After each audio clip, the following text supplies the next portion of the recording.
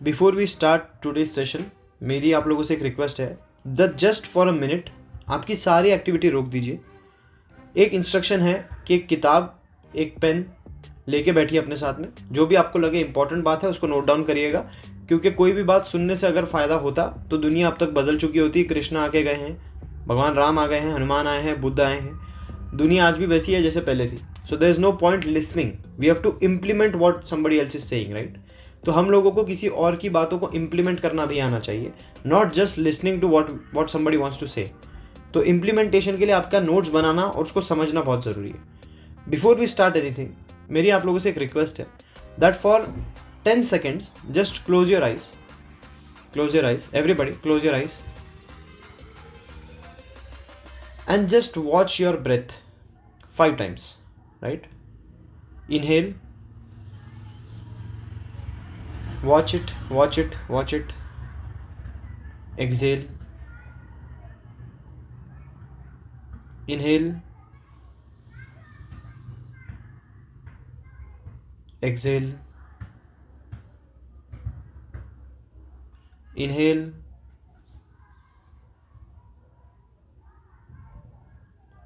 exhale, inhale, exhale, inhale, exhale, inhale, exhale. Slowly open your eyes, relax, right? अभी activity मैंने क्यों करवाई? ये एक्टिविटी करवाने के पीछे का बहुत सिंपल रीज़न ये है, जो कि आपकी स्टडी का बेसिस बनने वाला है। ओके, जो मैं आपको बोलने वाला हूँ, this is a very deep mind observation जो आपको भी समझ में आना चाहिए। आपका दिमाग कभी भी उस चीज़ को समझ नहीं पाएगा जिसके लिए वो रेडी नहीं है, राइट। आपका दिमाग उस चीज़ को जानता ही नहीं है, उस चीज़ पे उसका ध्यान ही नहीं होता है, राइट, जो चीज़ उसके लिए इंपॉर्टेंट ना हो। In order to understand anything, your mind must be calm first. मैं आपको कुछ भी बोल रहा हूँ तो वो समझने के लिए आपके मन का शांत होना ज़रूरी है। Can you ever understand something जब आपका मन ओवर थिंकिंग में है, दौड़ रहा है, इधर उधर घूम रहा है? Can you understand something? No you can't, right. How many of you all have ever observe कि जब आप इस दुनिया में भी अभी अगर बैठे हुए हो ना, शांति से बैठे हुए हो, और अगर आपको कोई थॉट्स आ जाए, कोई अलग दुनिया के थॉट्स आ जाए, बोर्ड्स के बाद के थॉट्स आ जाए, अलग अलग चीज़ों के थॉट्स आ जाए, तो आपका माइंड पूरी तरीके से उस तरफ डायरेक्ट हो जाएगा। You will start thinking about it. और अभी जो हो रहा है आपको कोई भान ही नहीं रहने वाला है कि आप कहाँ बैठे हो, क्या कर रहे हो, क्या पढ़ रहे हो। You will lose all contact from reality and you will be lost in your thoughts. कितने लोगों ने ऐसी कोई चीज़ ऑब्जर्व करी अपने साथ कि ऐसा बहुत बार होता है कि हम लोग प्रेजेंट से गायब भी हो जाते हैं। प्रेजेंट में जो चल रहा है वी हैव नो क्लू, हम हमारे माइंड के अंदर है, और यहाँ पे फिजिकल लेवल पे क्या हो रहा है we have no clue. That is what I am speaking about. जब आपका ध्यान, आपका माइंड एकदम काम नहीं है, आवाज़ आ रही है मेरी? तो जब आपका माइंड एकदम काम नहीं है, तब it is going to be extremely difficult for you to understand anything. कुछ भी समझना is going to become a burden for you, ठीक है। So now what we are going to do is, first हम लोगों ने हमारे माइंड को थोड़ा काम कर लिया। अब काम की बात पे आते हैं कि भैया देखो, ना तो मेरे पास इतना टाइम है कि मैं टाइम पास करने के लिए यहाँ बैठूँ, ना तो आप लोगों के पास टाइम है, मेरे से भी कम टाइम आपके पास है। Because now board exams is not just an examination. अगर यही सेशन हम 3 महीने पहले लेते तो board exam would just be an exam for you, but now board is a race against time. समझ आ रहा है? बोर्ड एग्जाम जो है ना तुम्हारी, ये अब सिर्फ एग्जाम नहीं रही है, now it is a race against time.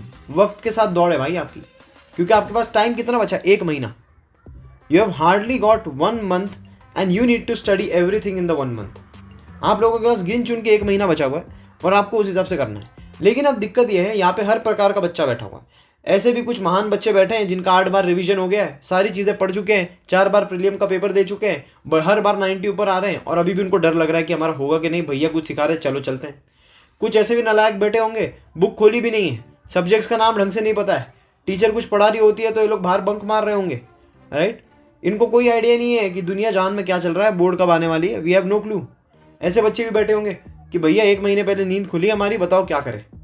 सो इस सेशन का हम पहले एस्टैब्लिशमेंट कर लेते हैं कि what is the purpose of this session. The purpose of this session is कि जितने भी बच्चे बोर्ड देने वाले हैं, आपके पास एक क्लियर रोड मैप होना चाहिए कि अगले 1 महीने में क्या करना नेसेसरी होगा, और वो रोड मैप हर किसी के लिए अलग होने वाला है। वो जो रोड मैप होगा वो उस बच्चे के लिए अलग होगा जो सब कुछ पढ़ के बैठा है, उस बच्चे के लिए अलग होगा जिसने कुछ नहीं पढ़ा है। तो इस सेशन में सिर्फ मैं जो बोल रहा हूँ आप उसके नोट्स नहीं बना रहे होगे, क्योंकि उससे तो आपका माइंड सो जाएगा एक पॉइंट के बाद। बल्कि जो मैं बोल रहा हूँ आप उसके बारे में सोचोगे और आपके लिए क्या नेसेसरी है आप वो चीज़ लिखोगे, उसमें से आपके लिए क्या चीज़ सूटेबल है आप वो लिखोगे, राइट। सो बोर्ड्स को मैंने मेनली कई हिस्सों में डिवाइड किया हुआ है because I want to cover everything. मैंने बोर्ड एग्जाम्स को practice, learning, revision, presentation, psychology, hacks, strategy, examiner mindset, exam preparation, speed, schedule और सिलेबस, इतने हिस्सों में डिवाइड किया है। इसका ये मतलब नहीं है कि तुम्हारे बूढ़े होने तक सेशन ही चलता रहेगा। I will wrap it up very quickly. लेकिन अभी जो मैं बोलने वाला हूँ it's going to be a systematic way. और अभी मैं ये अज्यूम करके चल रहा हूँ कि आपने कुछ नहीं पढ़ा। मान लो कुछ नहीं पढ़ा, start with zero. You've learned nothing, you know nothing, you've prepared nothing. Now we are going to start from zero. As to एक महीने के अंदर हमारी क्या स्ट्रैटेजी होनी चाहिए to get minimum 80 to 90% in our board examinations, right? So पहली चीज़ तो मैं ऑलरेडी बता चुका हूँ कि बोर्ड्स अब सिर्फ बोर्ड नहीं है। बोर्ड्स में अगर आपके पास 6 महीने हो तो पढ़ाई का स्टाइल एकदम डिफरेंट होगा। लेकिन अभी आपके पास कितना टाइम बाकी है? 1 महीना। You've hardly got 1 month to study. जब आपके पास एक ही महीना है, इफ आई मे आस्क, यहाँ पे 3,500 बच्चे बैठे हुए हैं, हाथ नीचे कर लो सब लोग फटाफट से, हैंड्स डाउन एवरीबॉडी। आप में से ऐसे कितने बच्चे होंगे जिन लोगों के बोर्ड एग्जामिनेशन की मेजॉरिटी लर्निंग जो भी करनी है वो कंप्लीट हो चुकी है, लर्निंग पूरी हो चुकी है? ऐसे जितने बच्चे हैं वो हाथ ऊपर करें। ठीक है, 550, 600, 700 बच्चे हैं। ओके, हाथ नीचे कर लो सब लोग, हैंड्स डाउन एवरीबॉडी। अब वो बच्चे हाथ ऊपर करें जो दूसरी कैटेगरी के एकदम निहायती नालायक बच्चे, ठीक है, जिन लोगों को कुछ भी नहीं हुआ है, बोल रहे भैया 1 महीना बाकी है, यहाँ से बचा लो, आपने यहाँ पार लगा दो, 1 महीना बचा हमारा, सिर्फ कुछ भी नहीं पड़ा है। वाह, ये देखो ये देखो ये देखो हमारे देश का भविष्य। देखो हाथ ऊपर करना, कितने लोग हैं? कुछ भी ना पढ़ के आने वाले बच्चे कितने हैं भाई? 1300 बच्चे हैं। वाह, लेजेंड्स। ठीक है, मैं बुली नहीं कर रहा, बस तुमको समझा रहा हूँ। सो नाउ आप लोगों के लिए सेशन बहुत ज़्यादा इंपॉर्टेंट हो जाता है। पहली चीज़ जिसके ऊपर हम बात करेंगे that is board exam psychology. अब हमारे पास 30 दिन बचे हुए हैं, राइट। गिन चुन के हाथ में 30 दिन है। मार्च में तो हर किसी की बोर्ड शुरू हो जाएगी, हो सकता है बाकियों के पास उससे भी कम दिन हो। सो आपको उसके अकॉर्डिंग प्लान करना है। सबसे पहली चीज़ जो आपको समझनी ज़रूरी है, बोर्ड एग्जाम टॉप करने के लिए सब पढ़ना ज़रूरी नहीं है। बोर्ड एग्जाम में अच्छे मार्क्स लाने के लिए सब पढ़ना ज़रूरी नहीं है। बोर्ड एग्जाम में अच्छे मार्क्स लाने के लिए जितना आएगा उतना ही पढ़ना ज़रूरी है। अब तुम बोलोगे हमको सपना आएगा भैया क्या आने वाला पेपर में? नहीं, इसके ऊपर भी आगे बात होगी। लेकिन आप अगर सब करने जाओगे, खास करके जब आपके पास सिर्फ 1 महीना बाकी है। हमारे महाराष्ट्र के अंदर ऐसा होता है, क्योंकि मैं महाराष्ट्र पुणे से हूँ, तो हमारे यहाँ पे ऐसा होता है 7 या 8 या 9 सब्जेक्ट होते हैं हमारे, राइट। मिला जुला के वी हैव 7 सब्जेक्ट्स, उसमें से बेस्ट ऑफ 5 कंसिडर किया जाता है। Total we have 9 subjects, but उसमें से साइंस 1, साइंस 2, मैथ्स 1, मैथ्स 2 ऐसा होता है, राइट। तो उसमें से best of 5 out of 6 5 subjects are selected और उसके परसेंटेज आपको दिए जाते हैं। इसका मतलब है कि एक कोई स्पेसिफिक सब्जेक्ट जिसमें अगर आपके मार्क्स अच्छे नहीं भी आते बट पास हो जाते हो, वो कंसीडर नहीं किया जाता आपके एग्जाम्स के लिए, बरोबर। Now we have got just 1 month. अगर यहाँ से सब पढ़ने गए तो कुछ भी नहीं पढ़ पाओगे। अगर यहाँ से सब कवर करने गए कुछ भी कवर नहीं होगा। सो हम लोग क्या करने वाले हैं, board exams is not about studying everything. 90% of board exams is about knowing what to study. समझ आए? बोर्ड एग्जाम इस बारे में नहीं है कि हम लोगों को सब पढ़ना है भैया, सब रटना है, 1 महीने में कैसे होगा, इतनी सारी चीज़ें करनी है। रिलैक्स, सब पढ़ना है नहीं, क्योंकि पेपर में सब नहीं पूछेंगे। पेपर में सब में से कुछ चीज़ें पूछेंगे। तो if you know what to study you will be able to crack your exams. तो अब सवाल ही उठता है भैया how do we know what to study, right. Majority आप लोगों को वेटेज सिस्टम दिया गया होगा। Weightage, there are 2 ways to classify this, start making notes from here. आप लोगों के लिए कौन सा प्रेफरेबल है आप उसको देखना है। पहला सिस्टम ये हो सकता है, या तो तुमको वेटेज दिया गया हो कि बोर्ड्स में इस सब्जेक्ट का वेटेज इतना है, ये चैप्टर इतने मार्क्स का आएगा, ये चैप्टर में से इतने मार्क्स के क्वेश्चन आएंगे, ऐसा आएगा ऐसा आएगा ऐसा आएगा। या आपको स्कूल या फिर गवर्नमेंट की तरफ से आ जाता है कि इसका वेटेज कितना होने वाला है। और आप वेटेज के हिसाब से, अगर आपको पढ़ाई में ज़्यादा दिक्कत नहीं होती है, तो जिस सब्जेक्ट का वेटेज सबसे ज़्यादा है उसको बहुत अच्छे से स्टडी करो। आपका आइडियल टारगेट होना चाहिए, अगर राइट, यहाँ पे 2 सिचुएशन है, या तो आप आधी चीज़ें पढ़ चुके हो, अगर आधी पढ़ चुके हो तो बाकी का कवर करो। You need to complete every single thing. There are 2 situations, right. One is, page को डिवाइड कर दो। पहला सिचुएशन होगा आइडियली आपका क्या तैयारी होनी चाहिए, और दूसरा होगा रियलिस्टिकली तुम्हारी कितनी तैयारी हो चुकी है।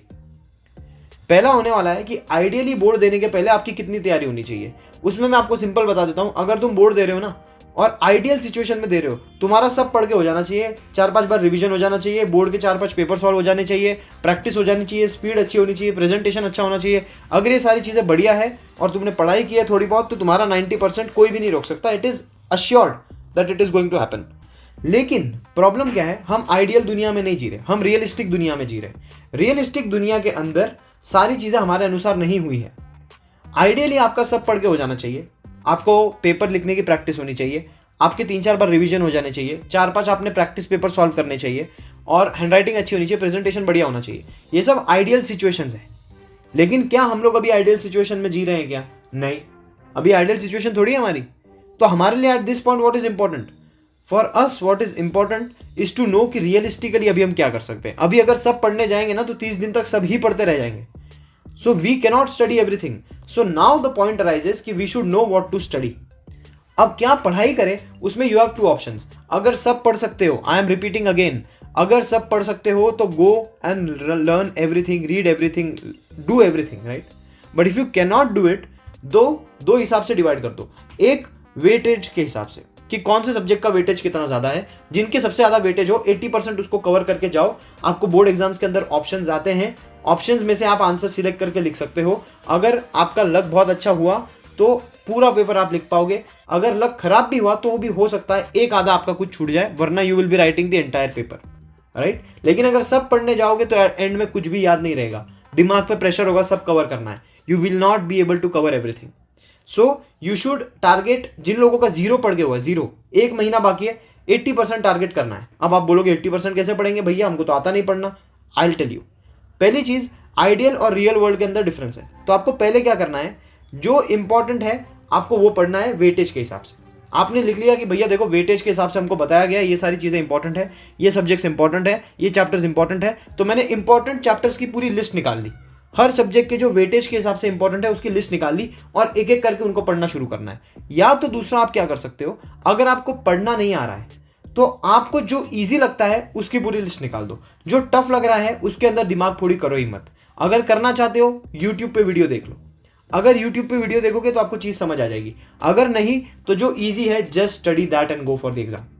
Study what is easy, study what you can understand. आपको एक चीज समझ आती है कि बोर्ड एग्जामिनेशन के अंदर सरकार पे और एजुकेशन सिस्टम के ऊपर एक बर्डन होता है कि उन लोगों को, मेजोरिटी बच्चों को पास करवाना ही पड़ेगा। अगर किसी, आपने आज तक नोटिस नहीं किया होगा, कोई भी साल का रिजल्ट ऐसा नहीं आता जहाँ पे मेजोरिटी फेल होती है।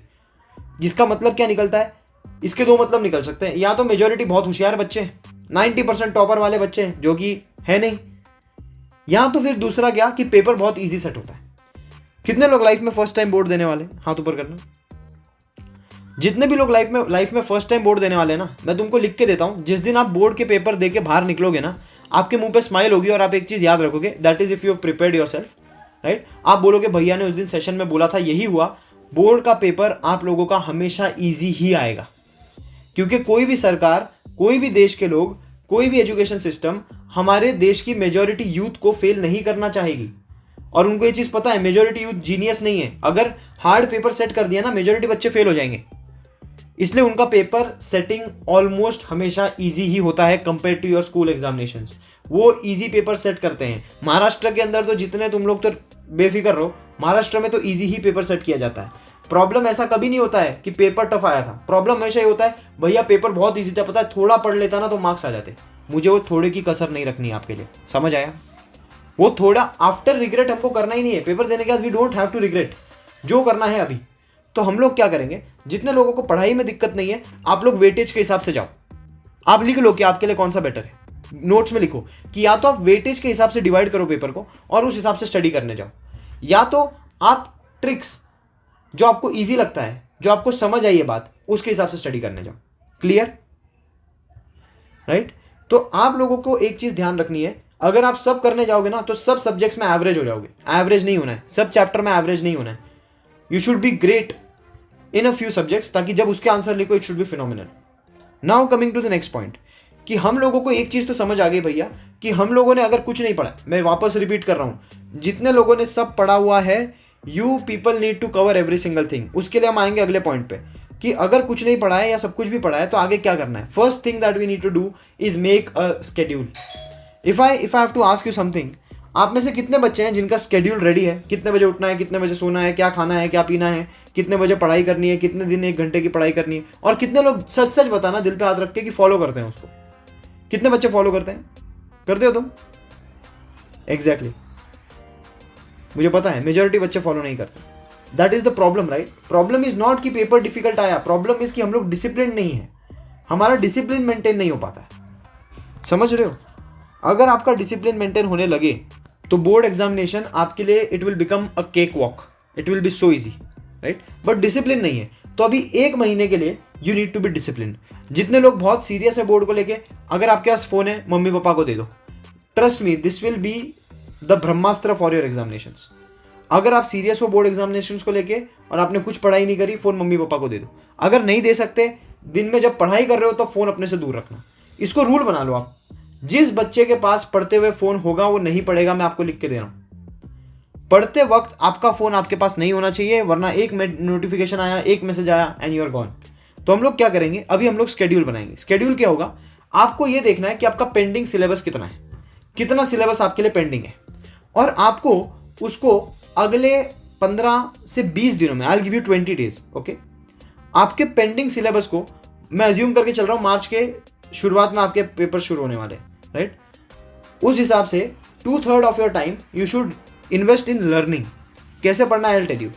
अगले 20 दिन आप लोगों को अपने सिलेबस खत्म करने के हिसाब से सब्जेक्ट्स और चैप्टर्स को डिवाइड कर लेना है कि दिन में तुमको कितना पढ़ना है, क्या पढ़ना है। आपके प्रेफरेंस के हिसाब से आप सेट कर लो कि मुझे पहले दिन पे इतना इतना पढ़ना है, दूसरे दिन पे इतना इतना पढ़ना है, तीसरे दिन पे इतना इतना पढ़ना है, चौथे दिन पे इतना इतना पढ़ना है। That you will have to do. See, अभी आप बोलोगे भैया ये तो बहुत ज़्यादा पढ़ाई हो जाएगी एक दिन के लिए। हाँ, तो अब जब साल भर नहीं पढ़ा है तो एक दिन में पढ़ना ही पड़ेगा ना, और ऑप्शन क्या है हमारे पास? एक रात पहले पढ़ने से बेटर है कि एक रात के पहले आप आराम से सो पाओ, एग्जाम के आप रिलैक्स कर पाओ, आप अपना सब्जेक्ट क्या पढ़ना है आप वो देख पाओ, बरोबर? तो what we are going to do is make a schedule, and first step will be after the session make a schedule.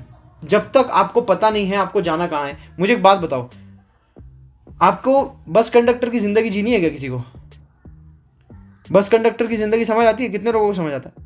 Bus conductor की जिंदगी मतलब सफर भी रोज का, पहुंचना भी कहीं नहीं। बस में और ट्रेन में रोज चढ़ रहे हो, जाना कहाँ है पता ही नहीं, तो रोज किताब खोल के बैठे हो, कितना पढ़ना है पता ही नहीं। तो जब आपको पता ही नहीं है आपको कितना पढ़ना है तो आपका माइंड क्या करेगा पता है? जैसे ही तुम्हारा थोड़ा बहुत पढ़ के हो जाएगा और माइंड थोड़ा टायर्ड फील करेगा, बोला यार बस हो गया, आज के लिए हो गया, और फिर आपको रियलाइज होगा एग्जाम के एक दिन पहले यार इतना सिलेबस बाकी है, क्या करूं। वो दिन ना आए, इसलिए हम आज से स्केड्यूल बनाएंगे। Scheduling will be the first step. उसके अंदर हमारा क्या होने वाला है, और मैं आपको बता रहा हूँ जितने हैक्स है, जितने स्टडी सिस्टम्स है, जितने मेथड्स है, जो मेरा स्पेशल है ना, ये मैं बेसिक चीज़ आपको बता रहा हूँ।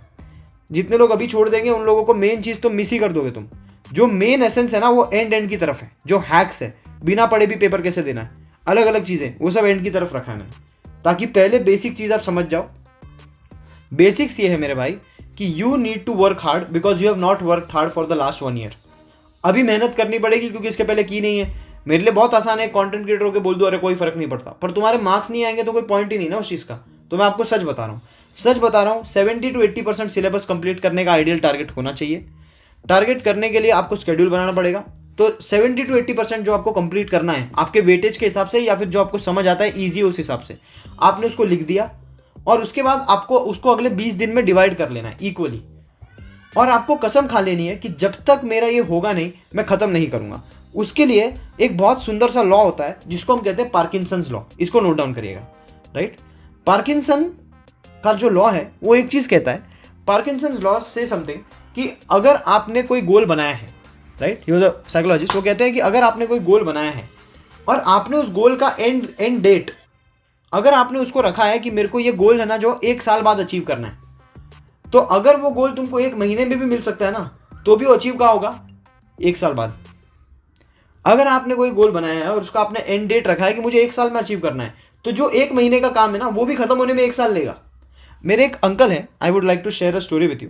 मेरे एक अंकल है, he came from a very poor family, right? मेरे कजन ब्रदर के सगे मामा लगते हैं वो। He came from a very poor family, he had nothing. वो ना ऐसे मोटिवेशनल स्पीकर्स के सेमिनार्स में जाते रहते थे, अटेंड करते रहते। तो वहाँ पे उन्होंने एक चीज़ सुन ली, लॉ ऑफ अट्रैक्शन नाम से। उन्होंने क्या बोला, कि यार लॉ ऑफ अट्रैक्शन नाम की भी कोई चीज़ होती है? उन्होंने कहा हाँ जी होती है। तो उन्होंने बोला कि जो भी तुमको चाहिए ना उसको दीवार पे टंगा दो और उसके नीचे ना डेट लिख दो और मेहनत करो बस। जो तुमको चाहिए, जो गाड़ी चाहिए, जो घर चाहिए, जो बंगला चाहिए, वो आप दीवार पे लगा दो, उसके नीचे डेट लिख दो मुझे कब चाहिए। बरोबर? आई टेल यू दिस, वो जो है he used to live in one BHK, उनकी पूरी फैमिली रहती थी उसमें। बरोबर? Very poor, had nothing. उन्होंने तब ना बहुत ही अनरियल, मतलब सोचो जो आदमी 1 BHK में रह रहा है, गरीबी से जूझ रहा है, नौकरी नहीं है, कुछ नहीं है, वो दीवार पे मर्सिडीज लगा देता है। मर्सिडीज बेंज का पोस्टर लगा दिया उन्होंने, बोला मुझे ये चीज़ चाहिए। बरोबर? मैं कुछ टाइम पहले उनके घर गया था, right, and when I saw his house I went bonkers, I got mad. उनके घर में पता है, उनके घर में होम थिएटर है, पर्सनल लाइब्रेरी है, घर के अंदर पूरा एक मूवी थिएटर बनाया हुआ है उन्होंने।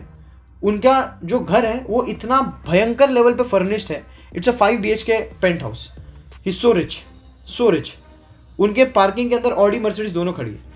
ही is probably the only rags to richest story that we know. और मैं उनसे बात कर रहा था, he had called me to his house, right, discussions हो रही थी हमारी, तो उसके ऊपर ही टोल्ड मी कि उन्होंने ये सब किया था and he place the photo of the Mercedes, और उन्होंने ना उसके नीचे तारीख लिखी थी, सूनर और लेटर वो हुआ। अगर वो ये मान लेते कि होगा ही नहीं, वो कभी होने ही नहीं वाला था। जब तारीख आ जाती है ना तो प्रेशर आ जाता है, जब एंड डेट आ जाती है ना कि ये तारीख तक अचीव करना है। अगर मैं आपको बोलूँ आपको बंगला बांधना है, आप बोलोगे अरे बंगला क्या, हेलीकॉप्टर क्या, प्राइवेट प्लेन सब खरीदेंगे। अगर मैं पूछूं कब, तो आपकी हालत खराब हो जाएगी, क्योंकि आपको पता ही नहीं है कब खरीदना है। आपको ये बात पता ही नहीं है कि हाँ मुझे खरीदना भी पड़ेगा। जब तारीख आ जाती है ना तो रिस्पॉन्सिबिलिटी आ जाती है कि इसको खत्म करना है। पार्किंसन का लॉ भी यही कहता है, वो कहता है कोई भी काम आपके दिए हुए डेडलाइन पे हो सकता है। क्वेश्चन ये आप डेडलाइन लगाते कब हो। अगर 1 दिन का काम है ना तो आप 1 दिन में भी कर सकते हो, 1 घंटे में भी कर सकते हो, और उसी काम को 1 महीना भी दे सकते हो। इट ऑल डिपेंड्स अपॉन कि आपकी डेडलाइन क्या है। कितने बच्चों ने चीज़ ऑब्जर्व करी है, मान लो कोई एग्जाम है, तुम्हारी एग्जाम होने वाली है, सब होने वाला है, अचानक से न्यूज़ आ गई कि यार एग्जाम पोस्टपोन हो चुकी है। बरोबर? और आपके पास लंबा टाइम आ गया है, एग्जाम के पहले 5 दिन की छुट्टी है, और आपने बोला यार 5 दिन है आराम से कर लेंगे, आज पढ़ने की क्या जरूरत है। कितने लोगों ने एक चीज देखी है, 5 दिन की छुट्टी हो चाहे 10 दिन की छुट्टी हो, पढ़ाई जो है वो आखिरी दिन पे ही होगी। आप 5 दिन तक कुछ भी नहीं करोगे, you will not study anything. Last day पे आके तुम्हारी नींद खुलेगी, राइट, जबकि 5 दिन की छुट्टी थी। क्यों? क्योंकि वही सब्जेक्ट तुम 1 दिन में भी कंप्लीट कर सकते थे। एग्जाम के 1 रात पहले बैठ के पढ़ने से अच्छा उसके पहले की 5 रातें आधा आधा घंटा बैठ के पढ़ लेते, वो भी ज्यादा बेटर होता। लेकिन नहीं पढ़ा, क्यों? क्योंकि माइंड में क्या था, 5 दिन है, 5 दिन में पढ़ना है, तो आप कुछ नहीं करते। तो हमको डेडलाइन लंबी नहीं रखनी है। अभी हमको ये नहीं देखना 1 महीने बाद है, हमको डेली का टारगेट बनाना है। Every morning when you wake up, Parkinson's law याद रखना कि जिस समय को जितना टाइम दोगे वो उतने में ही कंप्लीट होगा। अगर एक सब्जेक्ट की पढ़ाई को आप 1 दिन दे रहे हो तो 1 दिन लगाएगा, 1 घंटा दे रहे हो तो 1 घंटा, क्योंकि फिर आपका फोकस वैसा बन जाता है। तो पार्किंसंस लॉ को यूज करते हुए डेली जब हम उठेंगे, हम हमारा टारगेट सेट करके उठेंगे कि 20 दिन में मुझे इतना करना है, तो आज के लिए मेरा ये सब टास्क है, और जब तक ये होगा नहीं आई विल नॉट स्लीप। और इसको भी अच्छे से करने के लिए there is this second concept that I want to give you, which is known as the energy cycle का कॉन्सेप्ट। एनर्जी साइकिल क्या होती है? आप लोगों ने एक चीज नोटिस करी होगी, how many of you all here R T people, right? चाय कितने लोगों को पसंद है? बढ़िया। कॉफी वाले कितने हैं जिनको कॉफी बहुत पसंद है? चाय उतनी नहीं पसंद, कॉफी हमारे लिए ज्यादा इंपॉर्टेंट है, ठीक है। कॉफी वाले इतने। कितने लोग हैं जिनको चाय कॉफी नहीं पसंद, उनको भाई नारियल पानी, नींबू पानी, ऐसी चीजें ज्यादा पसंद है, juices, shakes, cold coffees. So the thing is everybody has a specific type of a thing, everybody has a specific type of a liking. Psychology ये चीज कहती है कि हर इंसान का अपना एक ना एनर्जी साइकिल सेट होता है।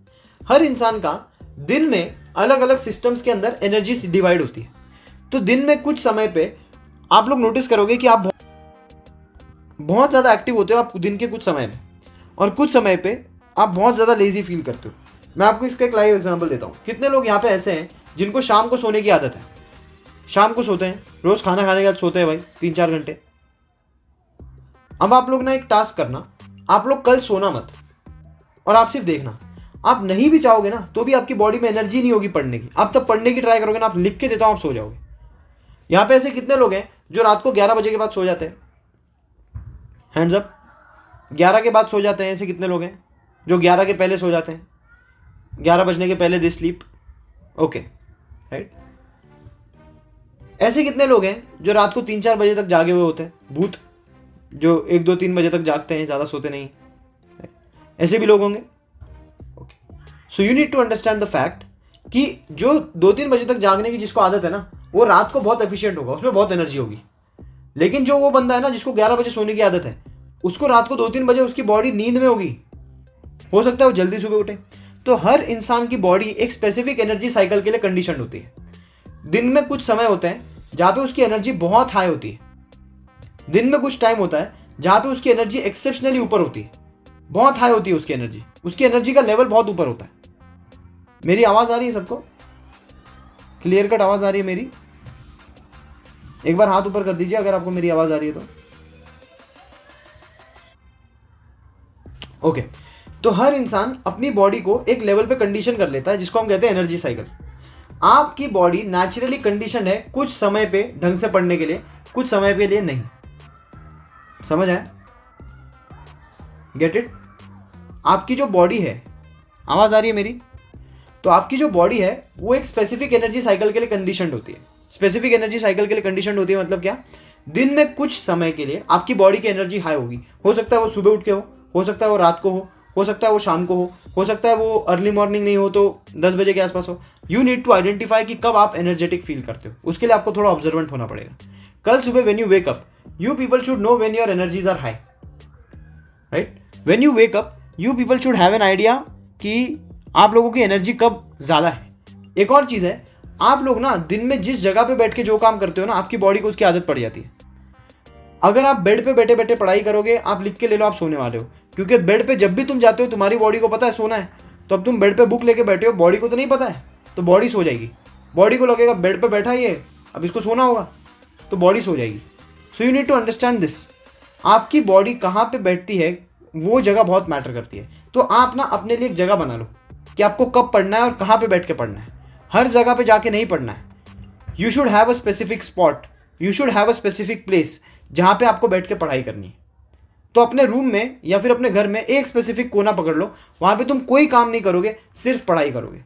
तो 1 दिन 2 दिन 3 दिन 4 दिन 5 दिन के बाद ना आपकी बॉडी जब भी यहाँ पे बैठेगी ना, उसको पता होगा मुझे पढ़ना है seriously.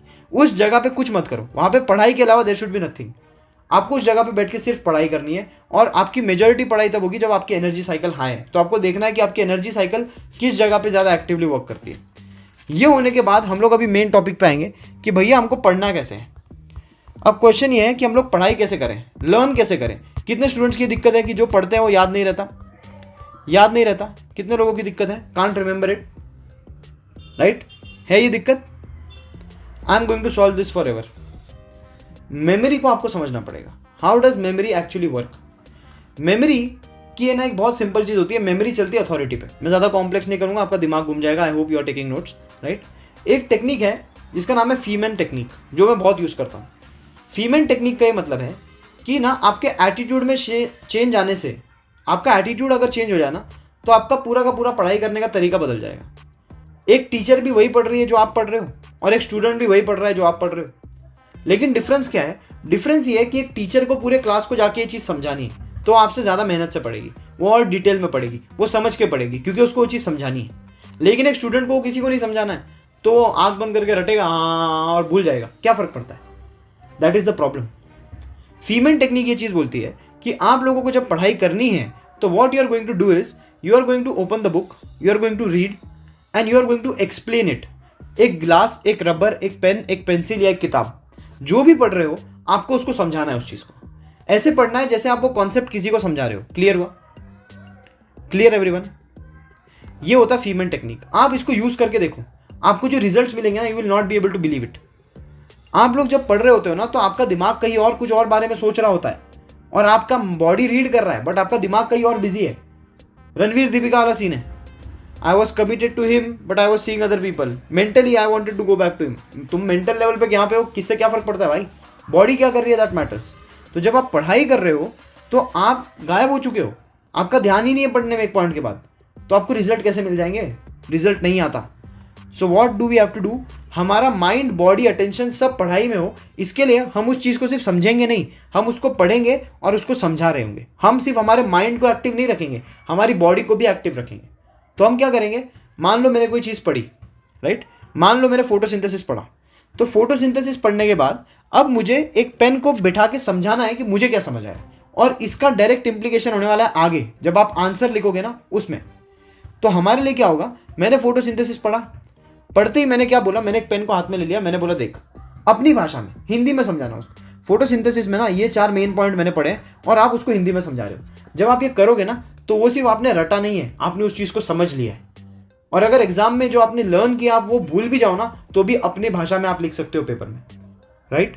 So this is one method that you need to apply to studying. जब भी कुछ भी पढ़ रहे हो सिर्फ पढ़ो मत, सिर्फ रटो मत, उसको पढ़ के समझाओ। The best way to learn is to teach. Got it. ये होता है फीमेन मेथड। इसके साथ ही एक और मेथड है जिसको हम कहते हैं राइटिंग एंड लर्निंग, जिसको एक ब्लर्टिंग मेथड कहा जाता है। ब्लर्टिंग मेथड क्या होता है, इस प्रक्रिया के अंदर आपको अगर समझाने में कष्ट हो रहा है, इंट्रोवर्ट आदमी बोल नहीं पाया, सॉरी भाई इंट्रोवर्ट हूँ, मना नहीं कर पाया, राइट। तो अगर तुम्हारा वैसा है तो आप क्या कर सकते हो, जो भी लर्न किया उसको लिखो। आई नो पीपल, जब मैं स्कूल में था मेरे लिए समझना ज़्यादा इंपॉर्टेंट था। I had my friends, right. मेरे साथ जो टॉपर थी वो ब्लर्टिंग मेथड यूज़ करती थी, मतलब she focused more on practice, my focus on more on understanding. मेरे को समझ के पढ़ना ज़्यादा पसंद था, उसको प्रैक्टिस करके पढ़ना ज़्यादा पसंद था। तो होता क्या था, मैं फीमेन टेक्निक बहुत यूज़ करता था क्योंकि मेरे को समझाना बहुत पसंद है चीज़ों को। तो मैं समझता था और उसको समझाता था और अपनी भाषा में लिखता था। I was never the person जो रट सके, राइट। लेकिन वो जो थी वो लर्न करती थी और उसको लिखती थी। उससे क्या होता था, आपकी बॉडी इन्वॉल्व होती है। सबसे बड़ा पॉइंट दे रहा हूँ आपको, मेजॉरिटी बच्चे सिर्फ अपने माइंड से पढ़ाई करते हैं और माइंड चंचल है, कृष्ण की तरह है, यहाँ वहाँ भागने वाला है। आप माइंड को कंट्रोल नहीं कर सकते, राइट। लेकिन अगर बॉडी भी इन्वॉल्व हो जाए तो माइंड के ऊपर बहुत हद तक नियंत्रण आ जाता है। ब्लर्टिंग मेथड और फीमेन मेथड के अंदर सबकॉन्शियस लेवल पे आपकी बॉडी इन्वॉल्व हो जाती है। जब आप फीमेन मेथड यूज कर रहे हो तो आपका माइंड भाग नहीं सकता क्योंकि आप वो पढ़ रहे हो और आप वो किसी को समझा रहे हो। फिजिकल एक्टिविटी हो रही है समझाने की, राइट। आप बोल रहे हो, आप समझा रहे हो। और जब आप लिख भी रहे हो तो भी आपका माइंड भाग नहीं सकता क्योंकि आपने लर्न किया और आप वो लिख रहे हो। आपका पूरा ध्यान पढ़ाई में होगा। कितने लोगों ने ये चीज़ नोटिस करी, आपकी सबसे बड़ी दिक्कत ये है पढ़ाई करते वक्त भैया 5 मिनट में ना ध्यान चला जाता है पढ़ाई से। यस यस, 5 मिनट के अंदर जो पढ़ रहे थे वहां से ध्यान हट गया है।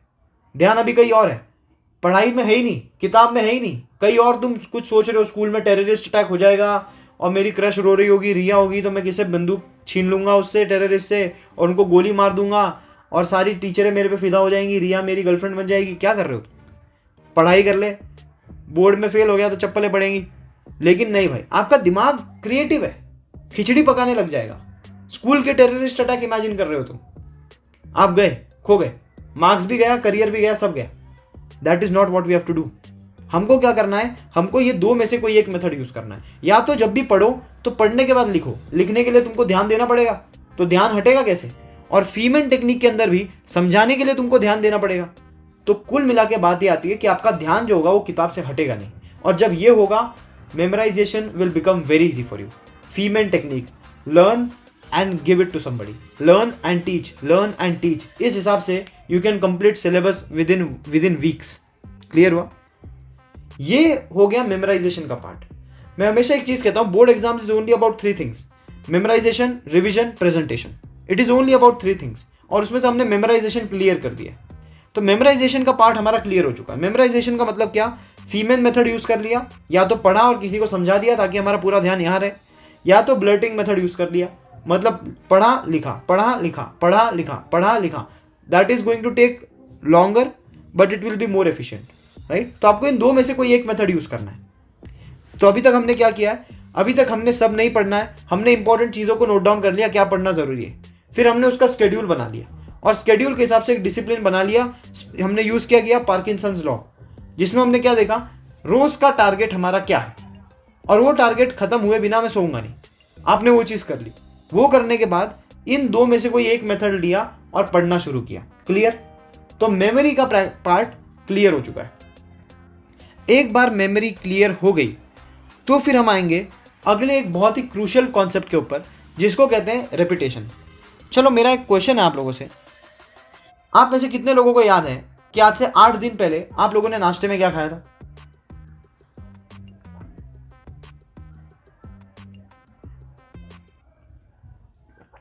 आठ दिन पहले नाश्ते में क्या खाया था, याद है किसी को?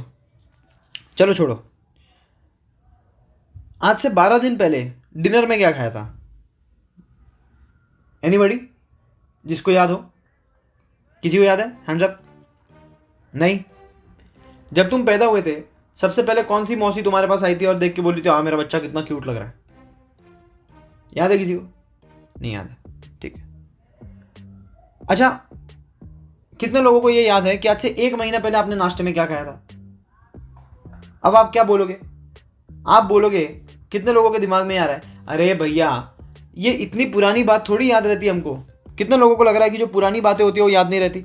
आप बोलोगे कि भैया अभी पूछो ना आज नाश्ते में क्या खाया, अभी डिनर में क्या खाया, हमको याद है।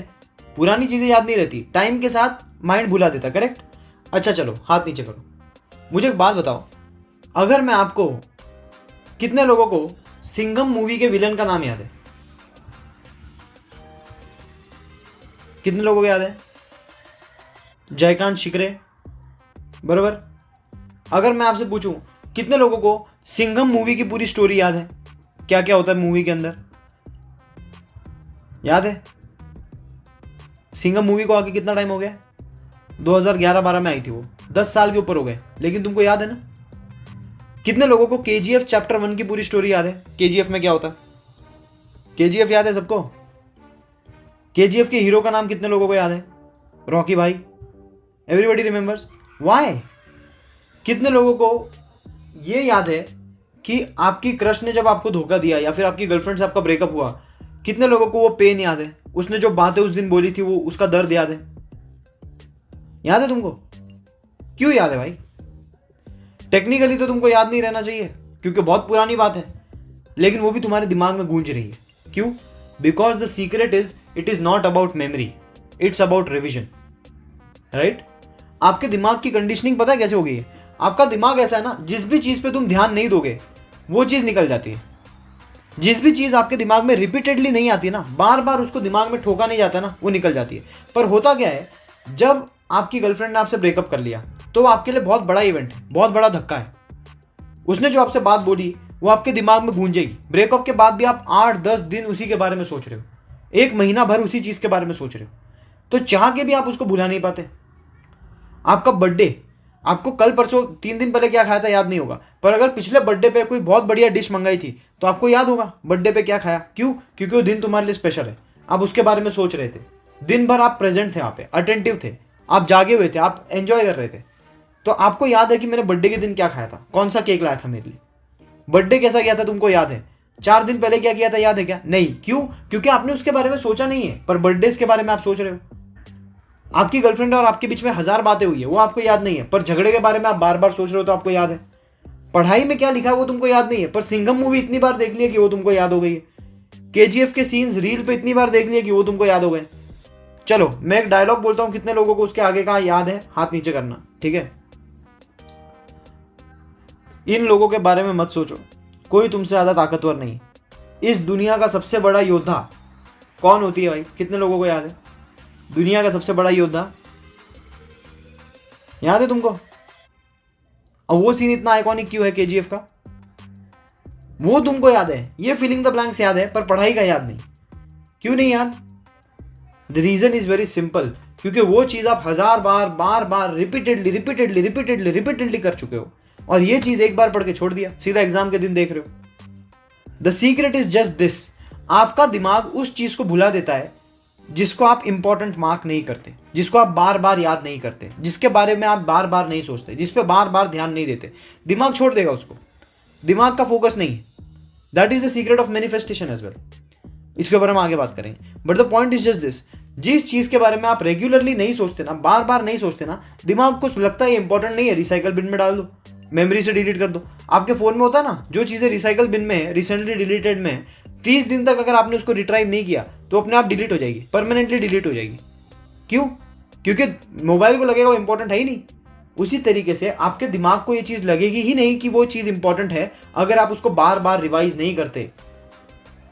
अगर आपके साथ कोई ट्रॉमा हुआ है, अगर आपके साथ कोई ट्रेजेडी हुई है, कितने लोगों को ये चीज पता है कि जब मेरे साथ कोई ट्रॉमा हुआ, कोई ट्रेजेडी हुई, आप चाह के भी उसको नहीं भुला सकते। भुला सकते हो? नहीं भुला सकते।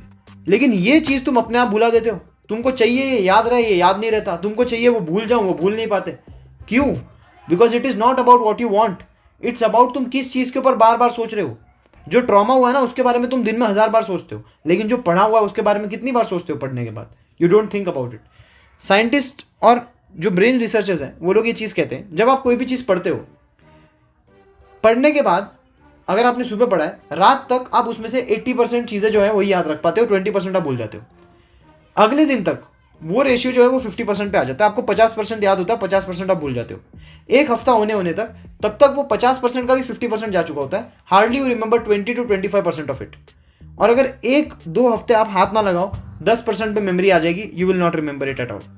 7 दिन के अंदर it is all gone, it is all gone, right? So do you realize the fact कि जब आप कुछ भी पढ़ते हो उसका कोई पॉइंट ही नहीं है। अगर मैं आपको पूछूं 8th स्टैंडर्ड का क्वेश्चन टेक्स्ट बुक से, आप आंसर दे पाओगे? 8वीं का कोई मैथमेटिकल ज्योमेट्रिकल इक्वेशन आपसे पूछूं, आपको पता होगा? बताओ, do you remember? No you don't. Why? क्यों नहीं याद होता? क्योंकि तुमने उस बारे में सोचा ही नहीं है, पढ़ के भुला चुके हो आप, एग्जाम के बाद मेमोरी से निकल गया वो चीज, right? See I had a friend, I still have, his name was Paritosh Mathad. मैं आप बहुत बार इसका नाम ले चुका हूँ। एवरीबडी न्यू, फॉर स्कूल में हमेशा फर्स्ट वही आता था, हमेशा वही फर्स्ट आता था। There was no way you could beat that guy. सबको पता था फर्स्ट इसी ने आना है, सेकंड थर्ड कौन आएगा आप वो देख लो। हम लोग एक ही ग्रुप में थे तो we were very good friends, right? उसकी पता है खास बात क्या थी? वो सिर्फ ना चीज़ें पढ़ता नहीं था, he was not interested in learning, he was interested in education. उसको इंटरेस्ट इस चीज़ में नहीं था कि मैं टॉप करूं, उसको इंटरेस्ट था कि मैं पढ़ाई को कैसे अपने लाइफ में यूज़ करूं। तो जब कोई नहीं पढ़ रहा होता था ना, तब वो डेली अपनी पढ़ाई करता था। इंग्लिश का पेपर चेक करने के लिए हमारे स्कूल की इंग्लिश की HOD डिक्शनरी लेके बैठती थी, उसकी वोकैबुलरी इतनी स्ट्रांग हो गई थी। कैसे? Because he red continuously. एक लड़का था सोने श्रृंगारपुरे, अभी भी है, मेरा फ्रेंड है वो, उसने ऐसी ऐसी थियरीज बनाई है, मतलब किसी को समझ ही नहीं आता। आप उसका इंस्टाग्राम का, मैं आपको कोई डिस्कॉर्ड पे फोटो भेज दूंगा उसकी थियरीज का, आपका दिमाग ब्लास्ट हो जाएगा। वो स्कूल से बना रहा है क्योंकि वो अपने से साइंस की रिसर्च करता था, अपने कैलकुलेशंस बनाता था, and he was nowhere in the toppers. कमाल की बात क्या है, परितोष माथाड़ अभी बिट्स गोवा के अंदर है, राइट?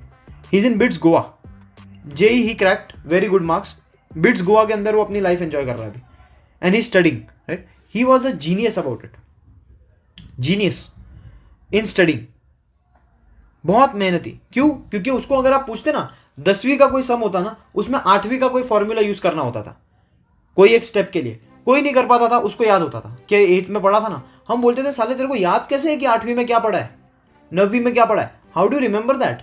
वो कहता नहीं याद है बस। That is what he used to do, he was so smart, बरोबर? जितने भी टॉपर्स होते हैं या जितने भी लोग पढ़ाई में इंटरेस्टेड होते हैं ना, वो इसी तरीके के होते हैं। वो अपनी पढ़ाई खुद से करना चाहते हैं, उनको कोई बोलता नहीं है कि ये पढ़ो, ऐसे पढ़ो, वैसे पढ़ो ना, they are studying on their own. वो बंदे को एजुकेशन में इंटरेस्ट था, but the best part is कि still after being such a genius he did not top, उसने टॉप नहीं किया। इसके ऊपर भी हम आगे बात करेंगे, but the point is just this, आपका दिमाग उस चीज को भूल जाएगा जिसको आप यूज नहीं कर रहे, जिस चीज के बारे में आप ज्यादा सोच नहीं रहे। Your mind will not be able to remember it. But Paritosh use to use everything in real life, वो जो भी पढ़ता था उसको रियल लाइफ में अप्लाई करना देखता था, इसलिए उसके दिमाग में वो चीज़ें फिट हो जाती थी, इसलिए वो याद कर पाता था उसको, क्योंकि वो बार बार उस चीज़ को रिवाइज करता था। But do you people revise it? No. आप लर्न करते हो, आपको लगता है हाँ फाइनली भैया लर्न हो गया। अरे लर्निंग कंप्लीट होना is not the big challenge, उसको कंटिन्यूसली रिवाइज करना is the big challenge. Learning हो गई तो उससे क्या फर्क पड़ता है, रिविजन ज्यादा इंपॉर्टेंट है। Are you revising it enough? अगर बोर्ड एग्जाम्स का हम स्केड्यूल देखें ना, तो मैं लर्निंग से भी ज़्यादा इंपॉर्टेंस वैल्यू रिवीजन को दूंगा, क्योंकि लर्न करके आप भूल जाओगे, पर अगर बार बार रिवाइज किया आप भूलोगे नहीं उसको। सो जो 20 दिन हमने पढ़ाई के लिए दिए हैं, उसी में तुमको रिवीजन को भी इंक्लूड करना है। मतलब क्या कि आपने दिन भर में जो भी पढ़ा होगा, आपके लिए एक रूल बनाना है, दिन भर में जो भी पढ़ा है, रात को सोने के पहले एक बार उसका ओवरव्यू लेना है, एक बार वापस रीचेक करना है, गो थ्रू करना है कि मैंने क्या क्या पढ़ा था। हो गया? तो फिर अगले दिन आपने नई चीज़ पढ़ी, तो अगले दिन जब रात को पढ़ रहे हो तो जो पढ़ा उसको भी गो थ्रू करना है, और जो कल पढ़ा था उसको भी एक बार ऊपर ऊपर से देख लेना है कि हाँ मैंने ये पढ़ा था। अगले दिन सेम, जो भी चीज़ आप पढ़ोगे आपको उसको अगले 3 दिन तक रोज रिवाइज करना है, रात को सोने के पहले आपको रिवाइज करना है उसको। क्लियर? ये होने के बाद जो 7th डे होगा, वीकेंड, संडे के दिन आपने जो भी पढ़ा आपको वो सब रिवाइज करना है। Every single thing you have to revise. Clear?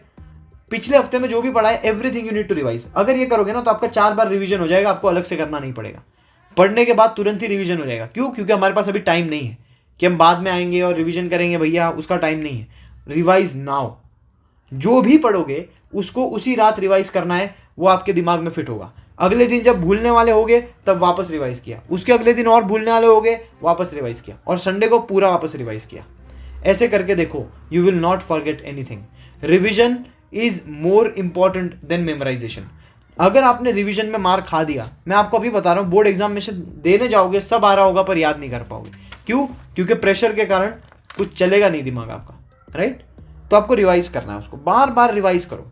कभी ऐसे टहल रहे हो, काम धंधे नहीं है, ब्रेक लिया हुआ है, वॉकिंग करने गए, अचानक से जो आपने पढ़ा था ना उससे रिलेटेड कोई भी क्वेश्चन पूछो। मैं अपने आप को बहुत करता था ये।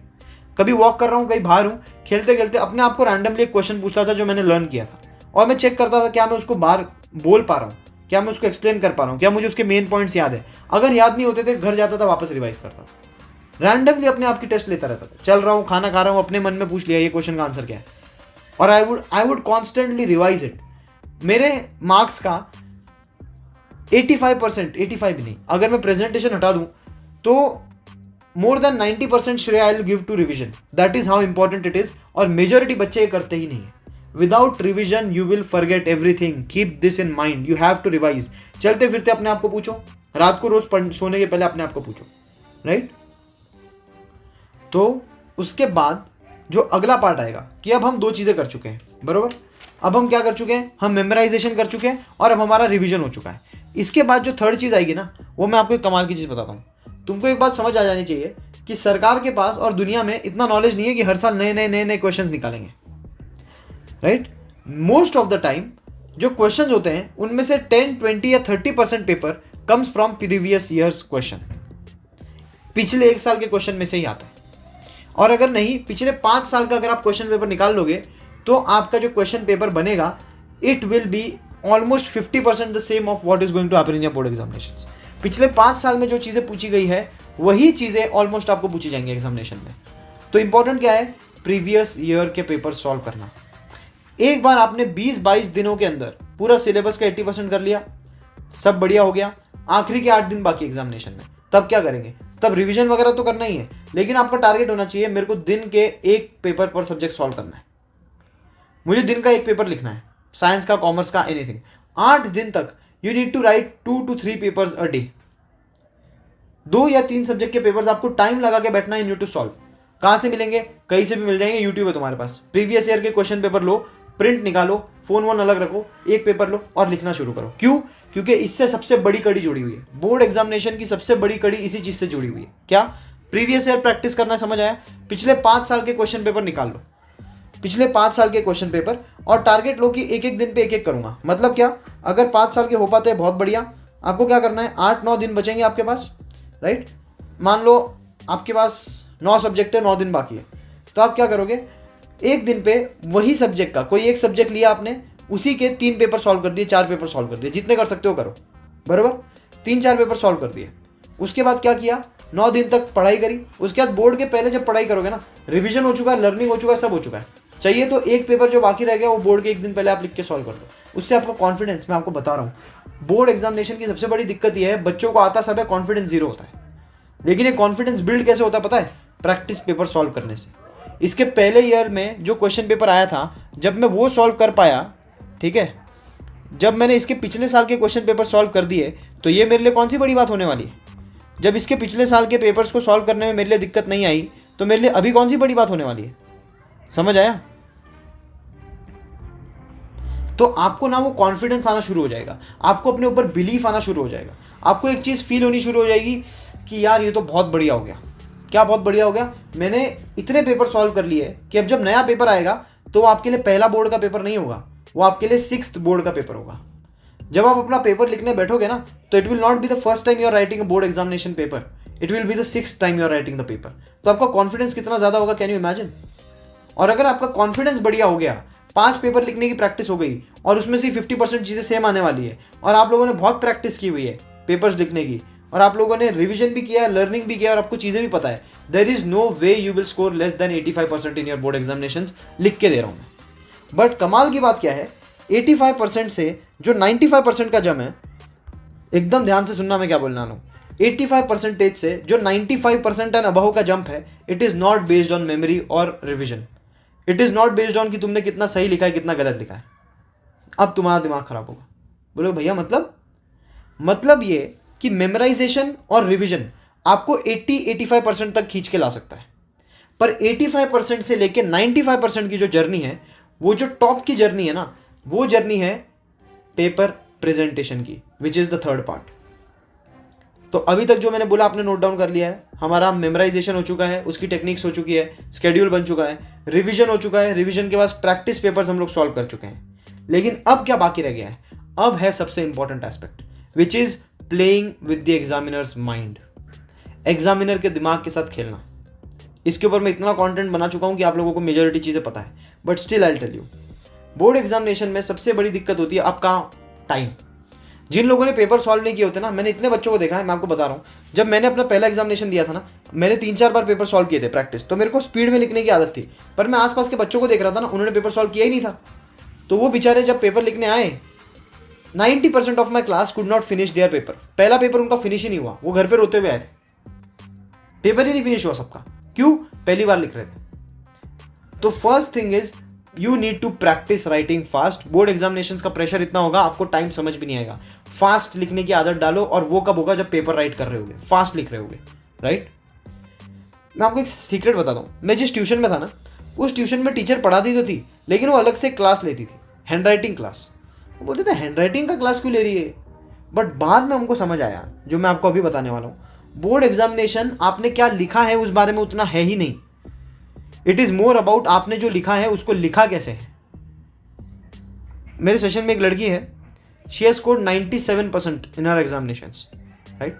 वो ये बोलती है मैंने यही टिप्स फॉलो की, आपकी यही टिप्स फॉलो की, बहुत सुंदर तरीके से भयंकर प्रेजेंट किया मैंने पेपर को। क्यों? क्योंकि हमने ना, ये चीज़ मैंने ऑब्जर्व करी थी, हमारे टीचर ने ना हमको बोर्ड टॉपर्स के पेपर्स दिखाए हुए थे, जो टॉपर्स होते हैं वो कैसे लिखते हैं। मैंने एक चीज़ सब में देखी, एब्सोल्युटली ब्यूटीफुल पेपर होता था, ऐसा लगता था टाइपराइटर ने लिखा है, इतना ब्यूटीफुल। आप कोई भी साल के बोर्ड टॉपर का पेपर देख लो, आपको कोई कैंसिलेशन मिलेगा ही नहीं उसमें, ऐसा लगेगा टाइपराइटर ने लिखा है, एकदम सिमेट्रिक भाषा में लिखा हुआ उसमें। बोर्ड एग्जामिनेशन में आपको एक चीज़ समझ आती है, आप खुद सोचो, आप एक एग्जामिनर हो, आपको भाई पर पेपर 50-60 रुपये मिल रहे हैं, आपको दिन के 1000 पेपर चेक करने हैं, तुम्हारे पास इतना टाइम है कि तुम बच्चों की बकवास पढ़ सकते हो पेपर में बैठे हुए। हर कोई तो टॉपर होगा नहीं, कुछ भी लिखा होगा, व्हाट इज अ रिवर लिखा होगा Ganga, what is Ganga my classmate, ऐसे बेवकूफ़ भी है। तो तुम इनका पेपर चेक कर पाओगे? तुमको बीपी की गोली लेनी पड़ जाएगी। तो एग्जामिनर क्या करते हैं भाई, बच्चों को पास ही करना है, भलाई करना है, उनका लीनियंट चेकिंग ही करनी है। तो वो क्या करते हैं, वो लोग ना आपका ना आंसर का साइज देखते हैं। आपको सीक्रेट बता रहा हूँ, वो आपके आंसर का साइज देखते हैं, उनके पास टाइम ही नहीं है कि वो अंदर से पढ़ सके। वो आपका क्वेश्चन देखते हैं, नंबर चेक करते हैं कि बरोबर लिखा है, हाँ बरोबर लिखा है। वो आपके पहले 2 लाइन पढ़ते हैं और आखिरी का 1 लाइन पढ़ते हैं, फिर आपका आंसर का साइज देखते हैं और देखते हैं कि आपने कितना नीटली उसको लिखा हुआ है, और उस हिसाब से वो लोग मार्क्स देते हैं। अगर पहली 2 लाइन ब्यूटीफुल लिखी है, एंडिंग लाइन ब्यूटीफुल लिखी है, आंसर बड़ा लिखा है और बहुत नीटली लिखा है, कोई कैंसिलेशन नहीं है, आपको फुल मार्क्स दे देंगे वो। अंदर चाहे बीच में तुमने लिखा हो मेरे रिश्के का मर, कोई फर्क नहीं पड़ता, क्योंकि वो पूरा नहीं पढ़ेंगे, पूरा नहीं पढ़ेंगे वो।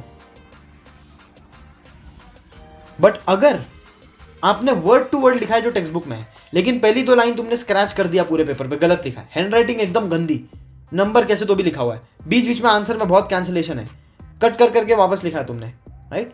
तो परफेक्ट आंसर लिखने के बावजूद वो तुम्हारा आधा 1-1.5 मार्क काटेगा ही काटेगा, 100% काटेगा। 4 मार्क के आंसर में हो सकता है 2.5 दे दूंगा। क्यों? प्रेजेंटेशन ही गंदा है। तो अब क्वेश्चन है प्रेजेंटेशन कैसे किया जाए। प्रेजेंटेशन का एक रूल समझ लो आप लोगों को पेपर आते ही पहले लाइंस ड्रॉ करनी है, पेपर पे मार्जिन पे लाइंस ड्रॉ करनी है। वो उसके लिए आपको यूट्यूब पे मिल जाएगा, घर अभी तो क्योंकि वीडियो ऑन नहीं है I can not explain, YouTube पे आपको मिल जाएगा how to mark lines on the question paper, board exam के क्वेश्चन पेपर पे कैसे लिखना है, उसका आपको पूरा एक प्रेजेंटेशन मिल जाएगा। उसके बाद आपको मेक श्योर करना है कि आप कॉलम के जो नंबर्स है ना वो करेक्ट लिखो। अगर नंबर गलत लिखा है, आंसर सही भी लिखा है, तो भी मार्क्स नहीं मिलेंगे। जिन लोगों का पेपर बहुत बढ़िया होता है, और जो एग्जामिनर चेक करते हैं ना, बोर्ड एग्जामिनेशन में 3 लेवल पे चेकिंग होती है, जिनका पेपर 85+ जाता है ना, उनको 90% वालों के पास भेजा जाता है। 90% वाले क्या करते हैं ना, वो कोशिश करते हैं कि जो 90 के ऊपर जा रहे हैं उनको खींच के 90 के रेंज में लाया जाए, और अगर उसके बावजूद वो मार्क्स नहीं कट कर पाते तो वो फाइनल थर्ड लेवल पे जाता है, जहाँ पे उनको और पकड़ के नीचे लाया जाता है कि उनका बहुत एक्सेप्शनल मार्क्स ना आ जाए, कहीं ना कहीं उनका फिर वो भी चीज़ें देखी जाती है, इसने यहाँ पे कॉमा दिया था कि नहीं, यहाँ पे फुल स्टॉप दिया कि नहीं, यहाँ पे ढंग से लाइन मारी है कि नहीं, ये सब देखा जाता है, और तब जाके आपका 90% में आता है पेपर। समझ रहे हो? So you need to be very peculiar about the fact that you need to present your paper well. Now the question is, how are we going to present our papers well? Paper को ढंग से present कैसे करना है? सबसे पहली चीज, आपको तेज लिखना है। दूसरा, आपको एक्टिव पैसिव में लिखना है। आप बोलते हो भैया गिन चुन के मेरे को 4 पॉइंट पता है, लॉन्ग आंसर लिखना है, क्या करूं? 4 को 8 बना दो। 8 कैसे बनाए? Rohan is my friends name is Rohan. Photosynthesis is required for keeping a plant alive या something, right? Sunlight is required for photosynthesis. Photosynthesis cannot occur without the sunlight because something लिख दो आगे। एक ही चीज को घुमा घुमा के लिखो, राइट? आंसर बड़ा लगना चाहिए। आंसर बड़ा होना जरूरी नहीं है, बड़ा दिखना जरूरी है बोर्ड एग्जामिनेशन में। सीक्रेट बता रहा हूं आपको। तो आप क्या करोगे, एग्जामिनर के पास उतना टाइम नहीं है कि वो सब चेक करेगा, तो आपने मेन के 2 जो पॉइंट है ना वो ऊपर लिख दिए, बहुत ब्यूटीफुल, जितना आता था इंग्लिश सारी अंग्रेजी पहले 2 लाइन में लिख दी, और आखिरी के लिए 1 लाइन में अंग्रेजी रख ली, राइट? बीच में तुमने उसी ऊपर में जो 2 लिखा है, राइट? जैसे फर्स्ट पॉइंट लिखा, सेकंड पॉइंट लिखा और उसको मार्क कर दिया। फिर नीचे क्या किया, जो सेकंड पॉइंट है उसको पैसिव में फर्स्ट लिख दिया, और फर्स्ट पॉइंट है उसको एक्टिव में सेकंड लिख दिया। वही बात घुमा घुमा के एक्टिव पैसिव करके लिख रहे हो। 4 पॉइंट को एक्टिव पैसिव करके करते 8 बना दिया। दूसरी चीज जो तुमको करनी है, शब्दों के बीच में ना 1 फिंगर स्पेस छोड़ो। एक लाइन में 5 से ज्यादा शब्द होने ही नहीं चाहिए तुम्हारे। 5 to 6 words in a line, that's it. उससे ज्यादा 7वां शब्द एक लाइन में नहीं होना चाहिए तुम्हारे। हर लाइन में तुमको सिर्फ 5 से 6 शब्द लिखने, एवरी लाइन। उससे ना स्पेसिंग बढ़ जाएगी। 1 फिंगर स्पेस छोड़ के लिखो आप पेपर में, राइट? उससे क्या होगा ना, पेपर खुला लगता है और बड़ा लगता है। आंसर उतना ही है, लेकिन तुमने फैला फैला के लिखा है आंसर को, और खींच खींच के लिखा है, थोड़ा बड़ा करके लिखा आंसर को। तो एक्टिव पैसिव भी किया, 1 फिंगर स्पेस भी छोड़ा, तो उससे आंसर क्या हो गया, बड़ा हो गया। Clear? Long space between words. फिर अगला पॉइंट है बहुत इंपॉर्टेंट, सुंदर हैंडराइटिंग, एब्सोल्युटली ब्यूटीफुल हैंडराइटिंग। तुम्हारी हैंडराइटिंग बहुत सुंदर होनी चाहिए। अगर तुम्हारी हैंडराइटिंग सुंदर नहीं है, तुम काम से गए। आपको मैंने याद है परितोष माथाड़ का एग्जाम्पल दिया था, कितने लोगों को याद है? Topper, everybody was 100% sure that guy is going to top. उसकी एक ही दिक्कत थी, उसका प्रेजेंटेशन थर्ड क्लास था। उसके जितना IQ HODs का भी नहीं था, आई एम टेलिंग यू। उसकी जितना नॉलेज HODs को भी नहीं था। ही वॉज सो स्मार्ट, वो टीचर्स को बताता था मैम आपने गलत लिखा है बोर्ड पे। ही was so smart, but the problem was वो कैंसिल कर करके लिखता था, वो स्क्रिबल करता था पेपर, वो स्क्रैच कर देता था, रॉन्ग लिखता था। दैट्स वाई स्कूल में तो ये सब चल जाएगा, पर बोर्ड एग्जामिनेशन के पास उसके पास इतना पेशेंस नहीं है कि वो तुम्हारा पेपर चेक करने में इतना लीनियंटली दिखाएगा। स्कूल में उसका अगर पेपर में आधा मार्क भी कट जाए ना, everybody used to be in shock, not because and he did not study. वो एग्जाम की एक रात पहले पढ़ने बैठता था, बट वो साल भर सिर्फ पढ़ाई करता था अपनी। ही was so smart, but still presentation नहीं तो ही कुड जस्ट स्कोर 88-89%, उसके ऊपर नहीं जा पाया because presentation was absolutely bad. आपको ये चीज ध्यान रखनी है that your presentation should be golden, it should be great. अगर आपका प्रेजेंटेशन ग्रेट नहीं है, you will fall off, you will not score, you cannot score. Presentation is the key to going beyond 90%. तो आप लोगों ने लर्न किया, schedule बनाया, पहले तो डिसाइड किया क्या पढ़ना है। फीमेन या ब्लर्टिंग मेथड से आपने यूज कर लिया, पार्किंसंस लॉ यूज कर लिया। वो होने के बाद आप लोग जैसे पढ़ रहे हो, रोज रात को रिवाइज कर रहे हो, अगले दिन रिवाइज कर रहे हो, उसके बाद रिवाइज कर रहे हो, चलते फिरते अपने आप को क्वेश्चन पूछ रहे हो, हर 7वें दिन पे रिवाइज कर रहे हो। 20 दिन में आपने पूरा पेपर सॉल्व कर दिया 3 हफ्ते में, उसके बाद पेपर सॉल्विंग के लिए बैठ गए। पेपर सॉल्विंग के लिए बैठे तो इसमें ये चीज़ ध्यान रखनी है, लाइंस बनाई है टाइम के हिसाब से हो रहा है कि नहीं, नीटली लिखा है कि नहीं, आंसर को एक्टिव पैसिव करके लिखा है कि नहीं, बड़ा करके लिखा है कि नहीं, that is what you have to write. ये होने के बाद यू नीड टू अंडरलाइन। अब ना हम लोग एग्जामिनर के दिमाग के साथ खेलने वाले हैं। एग्जामिनर अगर खुद से आपका आंसर पढ़ेगा तो वो जो चाहे पढ़ सकता है, लेकिन अगर तुमने अपने आंसर में इंपॉर्टेंट पॉइंट्स को बहुत सुंदर तरीके से डबल लाइन मार के अंडरलाइन किया हुआ है, तो फिर वो नहीं पढ़ेगा जो वो चाहता है, वो वही पढ़ेगा जो हम चाहते हैं। वो नहीं पढ़ेगा जहां पे उसका ध्यान जा रहा है, उसका ध्यान वही जाएगा जहां पे हम ले जाना चाहते हैं। मतलब क्या, तुमने बड़ा आंसर लिख दिया 2 पेज का, अब तुमको पता है 2 पेज में गिन चुन के मैंने 5 पॉइंट ढंग के लिखे हैं, तो तुमको क्या करना है, पेपर फटाफट तुमको 15 मिनट पहले खत्म करना है और हर इस पे जाके लाइंस ड्रॉ करनी है, और जो भी तुम्हारे आंसर है जिसमें तुमने मेन पॉइंट जहां लिखा है तुमको पता है, तुमने उसको अंडरलाइन कर दिया। उसके नीचे 2 लाइन बना दी तुमने।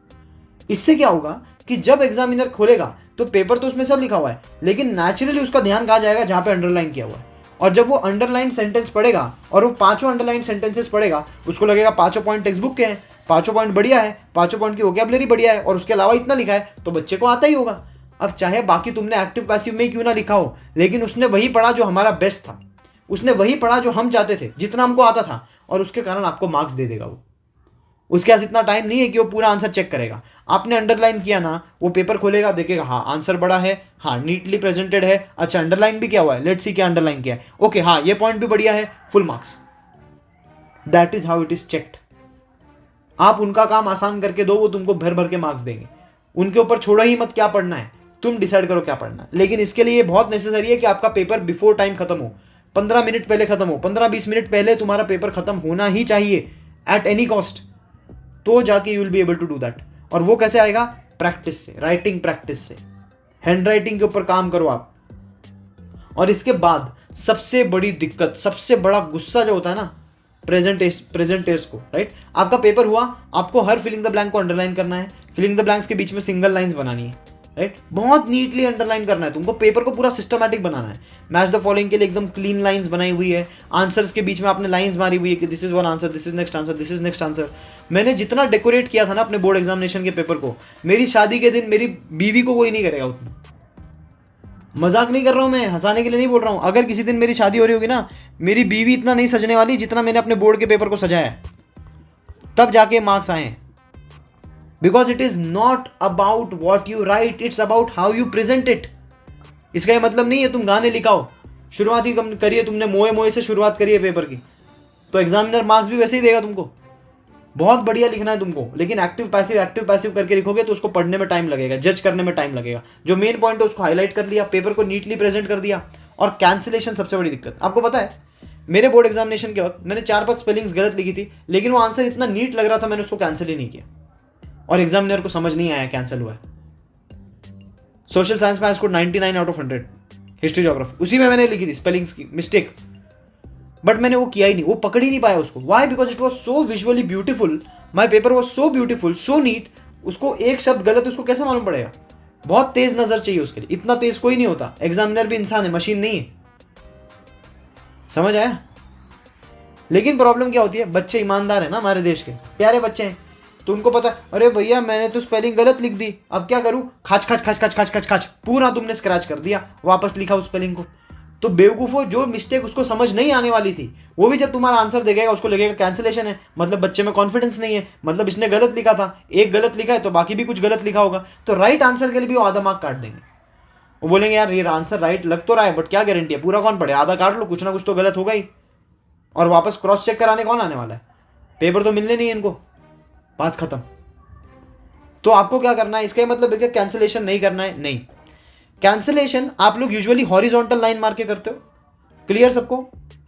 आप लोग क्या करते हो, कोई वर्ड गलत लिखा है तो आप हॉरिजॉन्टल लाइन मारते हो, उसको कैंसिल करते हो, राइट। उसके ऊपर आप हॉरिजॉन्टल लाइन मारते हो तो उससे दिख जाता है कि वो कैंसिल किया हुआ है। आपको क्या करना है, मान लो आपने कुछ बहुत ही गलत लिखा है और आपको कैंसिल करना ही पड़े, तो आपको क्या करना है, उस वर्ड पे बस 3 स्लांटिंग लाइंस मार देनी है, जिससे वो समझना है कि वो कैंसिल हुआ है। समझ आएगा सबको? हॉरिजॉन्टल लाइन मारोगे तो शब्दों के बीच में कैंसलेशन दिखेगा, लेकिन जब स्लांटिंग लाइन मारोगे ना तो ऐसा लिखेगा कि वो आंसर ही लिखा हुआ है। उस वर्ड पे बस 3 छोटी छोटी स्लांट लाइंस बना दी तुमने, ऐसे स्क्रिबल नहीं किया उसको, हॉरिजॉन्टल नहीं किया, पर जिस हिसाब से तुम लिखते हो उसी हिसाब से उसके ऊपर स्लांटिंग लाइंस बना दी, सिर्फ 3। तो जब वो ध्यान से देखेगा तो उसको समझ आएगा ओके कैंसिल किया हुआ है, लेकिन बहुत नीटली कैंसिल किया है, दिख के आए वैसा कैंसिल नहीं किया है। छोटी सी हॉरिजॉन्टल लाइंस के बदले, बड़ी हॉरिजॉन्टल लाइन के बदले छोटी छोटी स्लांट लाइंस बना दी उस वर्ड पे और आगे कंटिन्यू किया पेपर। लेकिन अगर तुमको लगे सिर्फ एक छोटा सा एरर है, उसको छोड़ दो, उसको करेक्ट मत करो, ठीक है? क्योंकि पेपर को लगना चाहिए यार पूरे पेपर में कैंसिलेशन नहीं है, इतना नीटली प्रेजेंटेड है, बड़े आंसर्स लिखे हुए हैं, हाईलाइट्स मारा हुआ है, उसको क्या लगेगा? उसको छोड़ो, तुमको क्या लगेगा? मुझे एक बात बताओ, मान लो मैं तुमको एक पेपर दिखाऊं, उस पेपर में बंदे ने पूरा कैंसिलेशन किया हुआ है, हैंड राइटिंग एकदम गंदी है, क्या लिखा है समझ नहीं आ रहा, चाइनीज में पेपर लिखा हुआ है, राइट, मार्क कुछ नहीं किया है, बहुत कैंसिलेशन किए हुए हैं, छोटी छोटी भाषा में लिखा हुआ है। कितने लोगों को लगेगा कि वो टॉपर का पेपर है? कितने लोगों की इच्छा होगी कि मैं वो पेपर पढूं? किसी की इच्छा होगी यहाँ पे? किसी की नहीं होगी।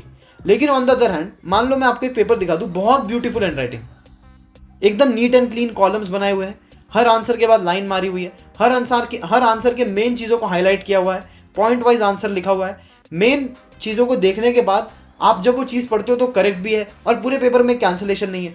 कितने लोगों को साइकोलॉजिकल लगेगा ये एक टॉपर का पेपर है, इसको सब आता है, इसने क्या लिखा है, इसको पता है ये क्या लिख रहा है, right? Exactly, that is the game. जब आप इस तरीके से पेपर लिखोगे ना तो एग्जामिनर को भी लगेगा कि भाई इसको पता है ये क्या लिख रहा है, इसको समझ है ये क्या लिख रहा है, इसको कॉन्फिडेंस है, तो चाह के भी तुम्हारी गलतियों पे भी तुम्हारे मार्क्स नहीं काटेगा, क्योंकि उसको एक नीट एंड क्लीन पेपर दे रहे हो तुम, right? That is something that you need to keep your focus on, कि प्रेजेंटेशन तुम्हारा ऐसा होना चाहिए। क्लियर हो गया? तो बोर्ड एग्जामिनेशन के जो 3 मेन झंडे हैं हम उसको गाड़ चुके हैं, right? The 3 main parts, it is over. What? Memorisation, हमको मेमोरी कैसे क्रिएट करनी है, मेमोराइज कैसे करना है, फिर आता है रिवीजन कि हमको रिवाइज कैसे करना है, रिवीजन के ऊपर भी बात हो चुकी है, फिर आ गया प्रेजेंटेशन कि हमको प्रेजेंट कैसे करना है, राइट? इसके बावजूद भी ना, जैसे अब मान लो कि भैया अगर हमको FI भी नहीं आ रहा या मैच द फॉलोइंग नहीं आ रहा तो क्या करें, तो आपको इंट्यूशन यूज करना है। कितने लोगों को पता है इंट्यूशन कैसे यूज करना है? मेरी रील देखी हुई है लोगों ने यहाँ पे, पता है जी? कितने लोगों को नहीं पता वो लोग हाथ ऊपर करो कि भैया इंट्यूशन को कैसे यूज करना पेपर में। जितने लोगों को नहीं पता हाथ ऊपर करो। चलो मान लो कि कोई फिलिंग द ब्लैंक आया, कोई MCQ आया और तुमको पता नहीं है, या मैच द फॉलोइंग आया और तुमको पता नहीं है कि भाई हमको कैसे लिखना है, तो पता है आपको क्या करना पड़ेगा? तुमने मैच द फॉलोइंग खोला, MCQ खोला, ऑप्शंस देखे और तुमने लिखना शुरू किया। तुमने देखा option A, option B, option C, option D। होता क्या है, जैसे ही आप कोई भी क्वेश्चन पढ़ते हो ना, आपके माइंड से ना एक नेचुरल रिस्पॉन्स निकलता है। जैसे आप कोई भी क्वेश्चन पढ़ते हो ना, तो आपका दिमाग खुद आपको एक आंसर देता है कि ये आंसर है, आपको लगता है ये वाला करेक्ट है। लेकिन फिर क्या होता है, फिर आप सोचते हो नहीं यार ये भी हो सकता है, फिर वो भी हो सकता है, और आप सोच विचार के हमेशा गलत ही आंसर चूज करोगे, हमेशा। और बोर्ड के पेपर से जब बाहर निकलोगे तब तुमको एक चीज़ रियलाइज होगी, यार जो मुझे पहले लगा था वही सही था यार। आई टेल यू व्हाट, जब भी आपको पेपर आए और अगर आपको फॉर श्योर नहीं पता कि इसका आंसर क्या है, जैसे ही आप क्वेश्चन पढ़ोगे ना, आपका दिमाग नेचुरली एक ऑप्शन के प्रति ज़्यादा झुकेगा। आपका दिमाग बोलेगा गट फीलिंग है, ये ज़्यादा सही लग रहा है। इमीडिएट पहला जो आंसर है ना दिमाग में, पहला थॉट, 90% चांस है कि वही आंसर सही होने वाला है। अगर तुम 100% श्योर नहीं हो कि वो गलत है और उसके बदले कुछ और सही है, तो चुपचाप, अगर आपको नहीं पता कौन सा सही है और अगर तुम कॉपी भी नहीं करने वाले, तो फिर जो तुम्हारा दिमाग सबसे पहले तुमको बताता है उसको लिख के आना। कुछ भी अनअटेम्प्टेड नहीं छोड़ना है। नेगेटिव मार्किंग नहीं होती बोर्ड एग्जामिनेशन में, लेकिन पूरा अटेम्प्ट करना है। जहां भी मिले वहां से मार्क्स निचोड़ने। क्लियर हो गया? जहां मिल रहा है वहां से निचोड़ो, जहां मार्क्स मिल रहे हैं वहां से गेम करो, जहां पे आपको लग रहा है यहाँ पे स्कोरिंग अपॉर्चुनिटी है वहां पे स्कोर करो। इंट्यूशन को ऐसे यूज करना है पेपर में। आपका दिमाग आपको नेचुरली बता देगा कौन सा आंसर सही है, कौन से आंसर के चांसेस ज़्यादा है, कौन सा आंसर ज़्यादा बढ़िया है, राइट? आपका दिमाग आपको बता देगा, आपको उसके लिए सोचने की ज़रूरत नहीं है। लेकिन जब तक आपको 100% नहीं पता ना कि मेरा दिमाग जो बोल रहा है वो गलत है, तब तक उसको कैंसल आउट मत करो। अगर आपको नहीं पता इसका आंसर क्या है, तो जो आपके दिमाग ने सबसे पहली चीज़ बोली है 90% केसेस में, that is going to be true. Write it down, don't leave anything in the paper. Clear? हम सारी चीज़ें कवर कर चुके हैं, लेकिन इसके बाद ना सबसे बड़ी एक मेन चीज़ आती है। इसके पहले मैंने जो बात करी, it was all from the talking point of view. It was like कि मैं आपको समझा रहा हूँ, ये टेक्निक, वो टेक्निक, ये है, वो है। अभी थोड़ी दिल से बात करूँ, student to student, heart to heart conversation, दिल से बात करूँ, आप लोगों को रियलिटी बताऊँ जो तुमको कोई नहीं बताएगा। अगर 1500 लोगों का हाथ ऊपर गया आउट ऑफ 3000 पीपल, राइट, तो I will share it with you. Trust me, this is going to be even more important than your board examinations. But चलो 2000 लोग मुझे सुन रहे हैं क्या? Let me see, 2000 hands up. 2500 लोग हाथ ऊपर करो। आई वॉन्ट टू सी कितने लोग अभी भी सुन रहे हैं, ध्यान से कितने लोग एक्टिवली सुन रहे हैं। 2500 लोग हाथ ऊपर करो।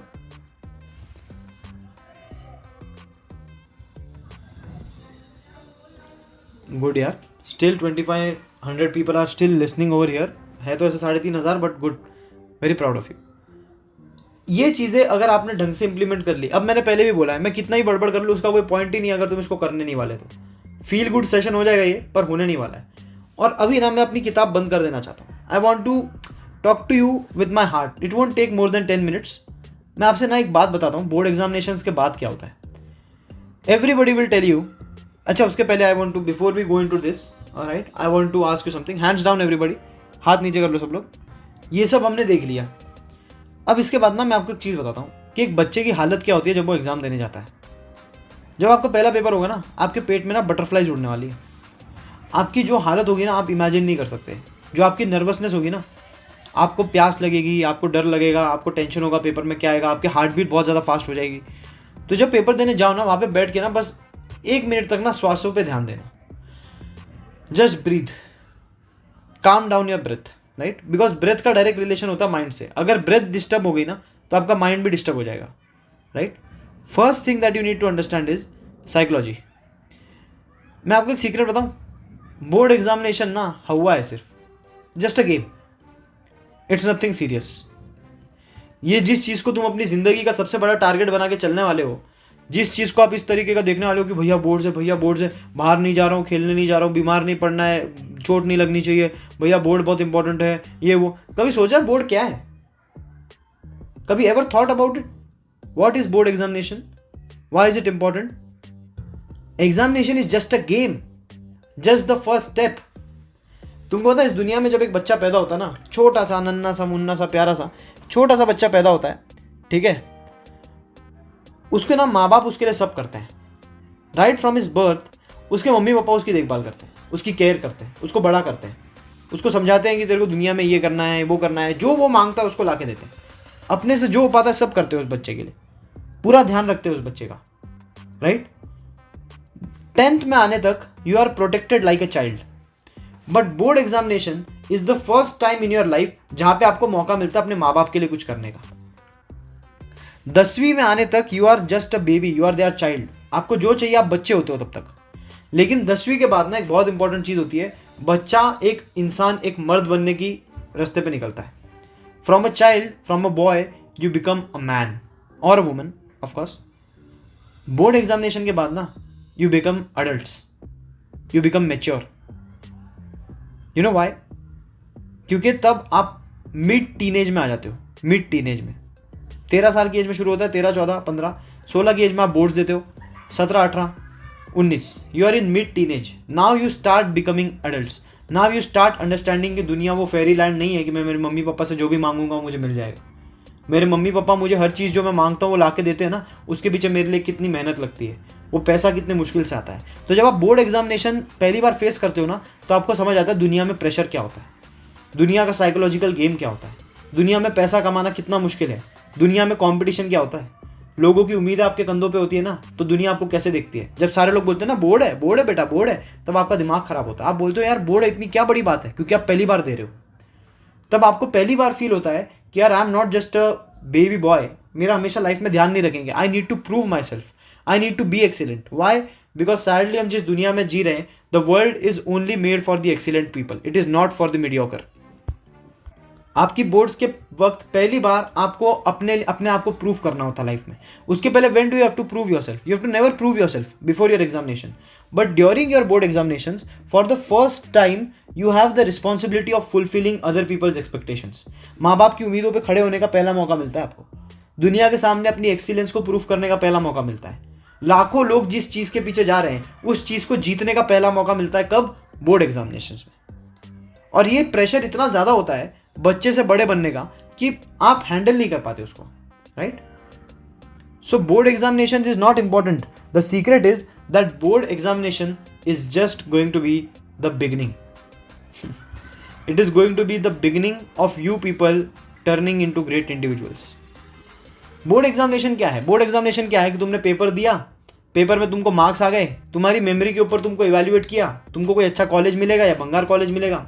जो कॉलेज तुमको मिला उस हिसाब से तुम्हारी कॉलेज लाइफ होगी, उस हिसाब से तुम्हारी डिग्री होगी, उस हिसाब से तुम्हारी नौकरी होगी और उस हिसाब से तुम्हारी ज़िंदगी होगी. अगर कोई बंदा 95% स्कोर करता है तो उसको पता है कि मैंने उसके लिए कितनी मेहनत करी है. जब वो 11th-12th में साइंस लेगा तो उसको कॉन्फिडेंस होगा कि मैं टॉपर हूँ. फिर जब वो उसमें मेहनत करेगा तो उसमें कॉन्फिडेंस आएगा कि मैं IIT की तैयारी कर सकता हूँ. फिर वो अगर IIT भी क्रैक कर लेगा क्योंकि उसमें कॉन्फिडेंस है और वो पढ़ाई कर सकता है तो IIT जाएगा. वहाँ से उसको बड़ा पैकेज मिलेगा. वहाँ पे हो सकता है वो अपने स्किल को और डेवलप करे, उसको अपना पैशन समझ आए और फिर वो वहाँ से एक बड़ी MNC में काम करे. हो सकता है यहाँ से उसको बाहर विदेश में कोई बढ़िया नौकरी मिल जाए, वहाँ पे उसकी लाइफ सेट हो, एक बढ़िया किसी कंपनी में काम कर रहा है, बढ़िया जॉब है, बढ़िया घर है, बढ़िया बंगला है, a good wife, good kids and a dog, very good life, right, coming from the place that you come.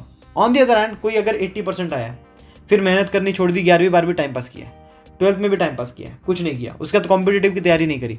The reality is कि 1 लाख लोगों में से कोई एक होता है जो गोल्डन करियर बनाता है। 1 लाख लोगों में से कोई एक होता है, बाकी लोग अपनी लाइफ जी रहे होते हैं। किसी के फादर का बिजनेस होगा तो फादर के बिजनेस पर लग जाएगा, किसी के कोई जुगाड़ से वो कोई 8-10 हज़ार की नौकरी कर लेगा, कोई 10-15 हज़ार की नौकरी कर लेगा, right. But you won't have a good life, एक बंगला, एक अच्छी गाड़ी, वाइफ, एक अच्छी नौकरी, रिस्पेक्ट, सर आप लोग आपसे रिस्पेक्ट से बात कर रहे हैं। लेकिन वो सब सिर्फ बोर्ड एग्जामिनेशन देने से नहीं आता है, वो आता है आपके कैरेक्टर डेवलपमेंट से, आपके रेगुलर एफर्ट से, आपकी मेहनत से। बोर्ड तो उसके लिए पहला स्टेप है, it is the basic step. मंदिर की पहली सीढ़ी है वो, भगवान तो मंदिर के अंदर बैठे हुए। This is the first step. Board examination is nothing but the first step. इस फर्स्ट स्टेप में लोग बहुत डरते हैं, लेकिन आपको ना ये चीज़ समझनी पड़ेगी, board is nothing but the beginning of your career and your adult life. आगे चल के जब तुम्हारे ऊपर दुनिया की रिस्पॉन्सिबिलिटी आएगी, वहाँ का बोझा आएगा ना, तब आप लोग उसको सहन नहीं कर पाओगे। आगे चल के जब आपके ऊपर वो उम्मीदें टांगी जाएगी ना कि मुझे ये सब अचीव करना है, मुझे ये सब बनना है, मुझे ये सब पाना है अपने लिए, मेरे डिज़ायर है, मेरे घर वालों के प्रति मेरी रिस्पॉन्सिबिलिटी है, आपकी शादी होगी, मेरी वाइफ के लिए मेरा ये रोल है, आप लोगों की गर्लफ्रेंड्स होंगी आज के टाइम पे, तो उसको अगर मुझे वाइफ बनाना है तो you need to be successful. वो जब आपको समझ आएगा ना, मेजॉरिटी पीपल उस वक्त पे पाते हैं कि यार मैंने मेहनत करी नहीं, और अभी मेरे पास कोई आइडिया ही नहीं है, मेरे पास कोई डायरेक्शन ही नहीं है, मुझे पता ही नहीं है what do I want to become, और वो कंफ्यूज हो जाते हैं और वो लाइफ में कुछ नहीं कर पाते। Boards is nothing but a gateway to college, college is nothing but a gateway to a good career, career is nothing but a gateway to a good life. समझ आया?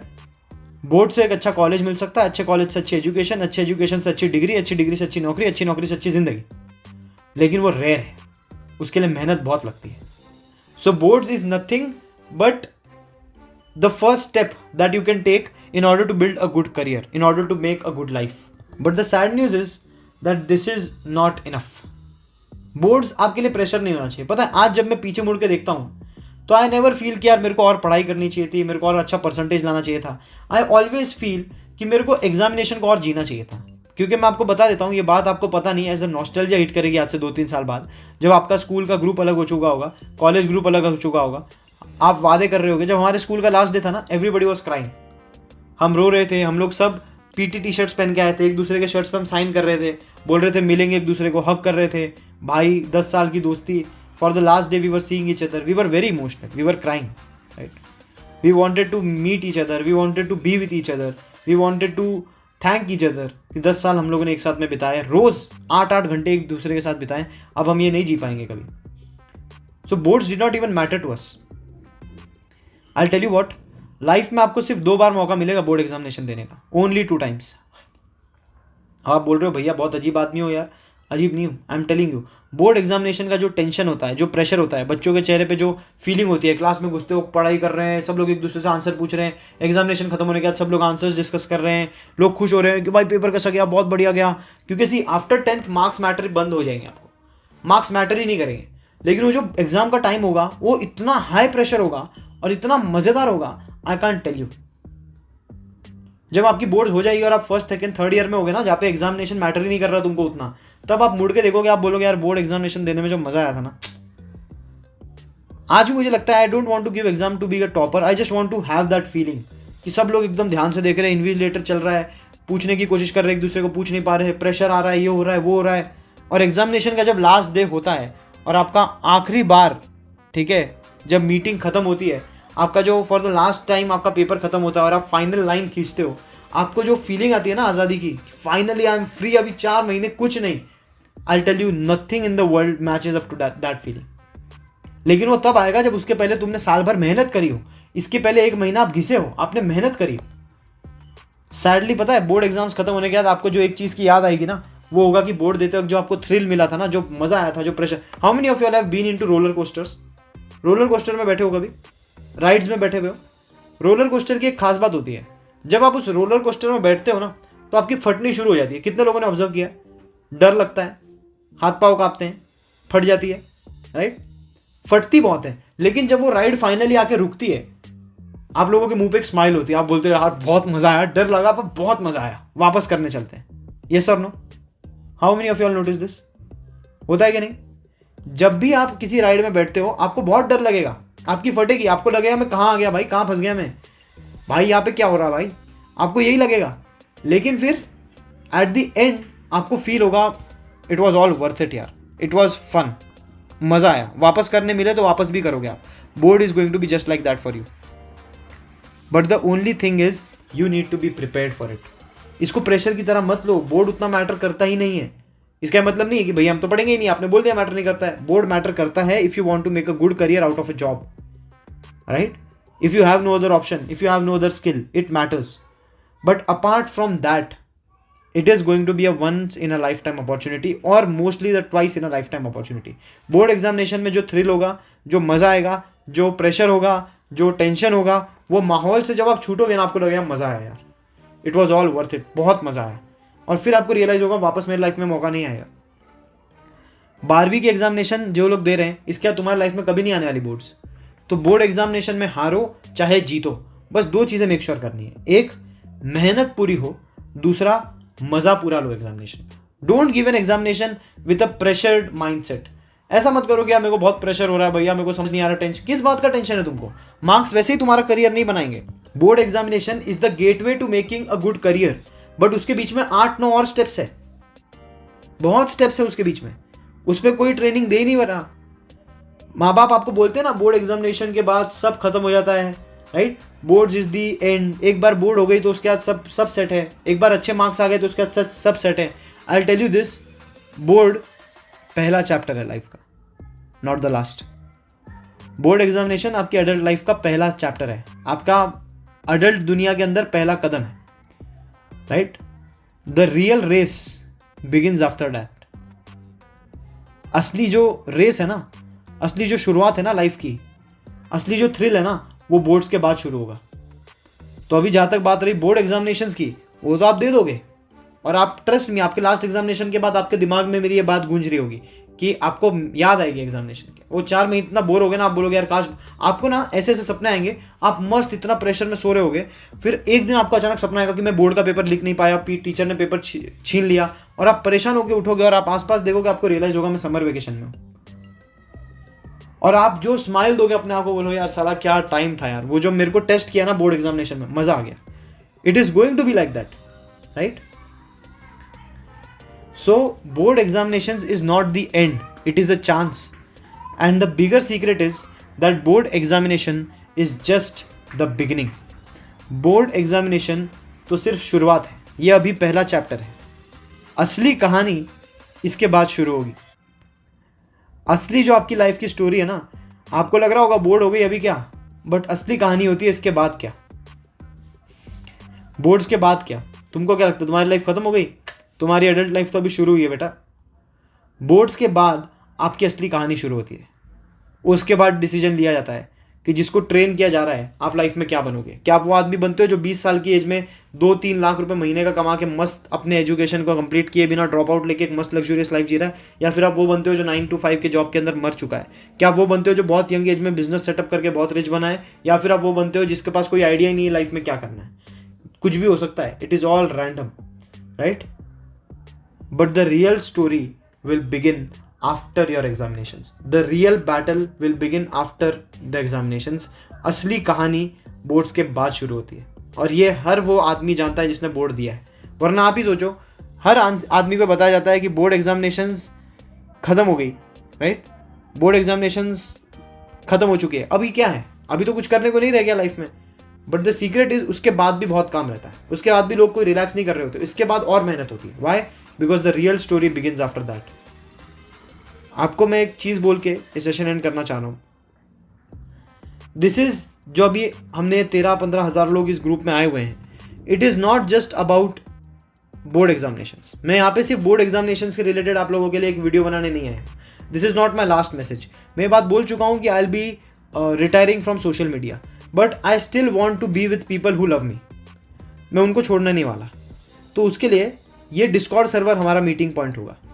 हर महीने में एक मीटिंग, एक बार एक चीज़ के ऊपर हमारा डिस्कशन होगा, महीने में 1 या 2 बार सेशंस होंगे अलग अलग टॉपिक्स के ऊपर, अलग अलग चीज़ों के ऊपर, जो हेल्प करेंगे आपको to evolve into better human beings. Boards तो अभी सिर्फ आप लोगों के लिए है जिनके एग्जाम्स हैं, but even after exams the story will not B over, the story will just begin.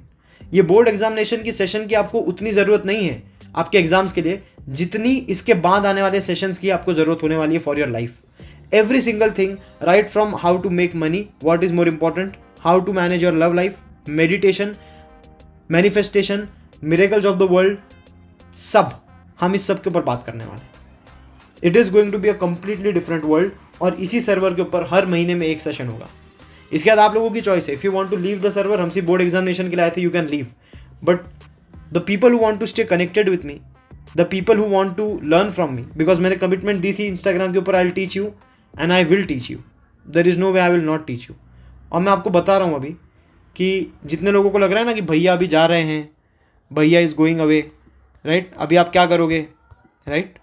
सो या तो कोई पागल ही होगा जो 3.5 लाख, मैंने अभी मेरे को किसी का कमेंट आया था, अरे तुम्हारे तो फॉलोअर्स गिर रहे हैं इसलिए तुम जा रहे हो। मैंने पिछले 4 महीने से ना तो यूट्यूब पे वीडियो डाला ना सोशल मीडिया पे। यूट्यूब पे 50,000 सब्सक्राइबर्स बढ़े, सोशल मीडिया पे 30,000 फॉलोअर्स गिर गए थे, 15-20,000 फॉलोअर्स गिर गए थे। मैंने एक रील डाली, अभी मेरे 30-35,000 फॉलोअर्स बढ़ चुके हैं एक रील से। Do you really think I need to leave social media for that? अगर मैं चाहता तो इसके ऊपर इतना कंटेंट बना सकता था ना कि मेरे 3 लाख फॉलोअर्स 5, 5.5, 6 लाख फॉलोअर्स चले जाते। मैं अगर एक ब्रांड डील करूँ तो 2 से 2.5 लाख रुपए मुझे मिलेगा एक रील बनाने का, but I am leaving everything. अगर मैं आज एक कंटेंट क्रिएटर की इनकम बताऊं, I can easily earn more than 15 to 20 lakh rupees a month, right, 15 से 20 मिनट काम करके। Why do I need to do all of this? कौन पागल होगा जो अपना सब कुछ बना बनाया सेटअप, अपने इतने लाखों फॉलोअर्स, समाज में आज मैं बाहर जाता हूँ ना, लोग बोलते हैं इसके 3 लाख फॉलोअर्स है, मैं वो चीज़ भी क्विट कर रहा हूँ। I am leaving everything. Why? अपना फेम, अपना सेट करियर सब मैं छोड़ रहा हूँ। Why? Because what I don't want to do, what I want to create means much more to me than my personal success, my personal fame, my personal thing. अभी हो सकता है मैं जा रहा हूँ, लेकिन अगर किसी दिन मैं वापस आया तो फिर ऐसे आऊँगा कि आप सोच भी नहीं सकते। Those who no they know, ठीक है। बट राइट नाउ मैंने जिन लोगों को कमिटमेंट दी हुई है कि आई विल टीच यू, जिन लोगों ने मुझे फॉलो किया था, जो मुझसे सीखना चाहते हैं, जो मुझे मानते हैं, उन लोगों को मैं छोड़ूंगा नहीं। This server will remain. ये तो बोर्ड एग्जामिनेशंस के ऊपर सेशन है, लेकिन अगला सेशन होने वाला है on manifestation, on the power of manifestation, how to manifest whatever you want. उसका पावर इतना होता है, आप रूम में बैठे बैठे जो चाहे अपने लाइफ में क्रिएट कर सकते हो without even lifting a finger. I am not kidding. उंगली उठाए बिना whatever you want will happen. Intuition क्या होता है, मेडिटेशन क्या होता है, all of this we are going to cover. Career क्या हुआ, but I don't want to market all of it like that. I will tell you this कि board examinations के बारे में मैंने जो भी बोला है, remember this, but always remember, board examinations इस कहानी का अंत नहीं है, ये इस कहानी की शुरुआत है, और ये कहानी आपके लाइफ और आपके सक्सेस की स्टोरी है।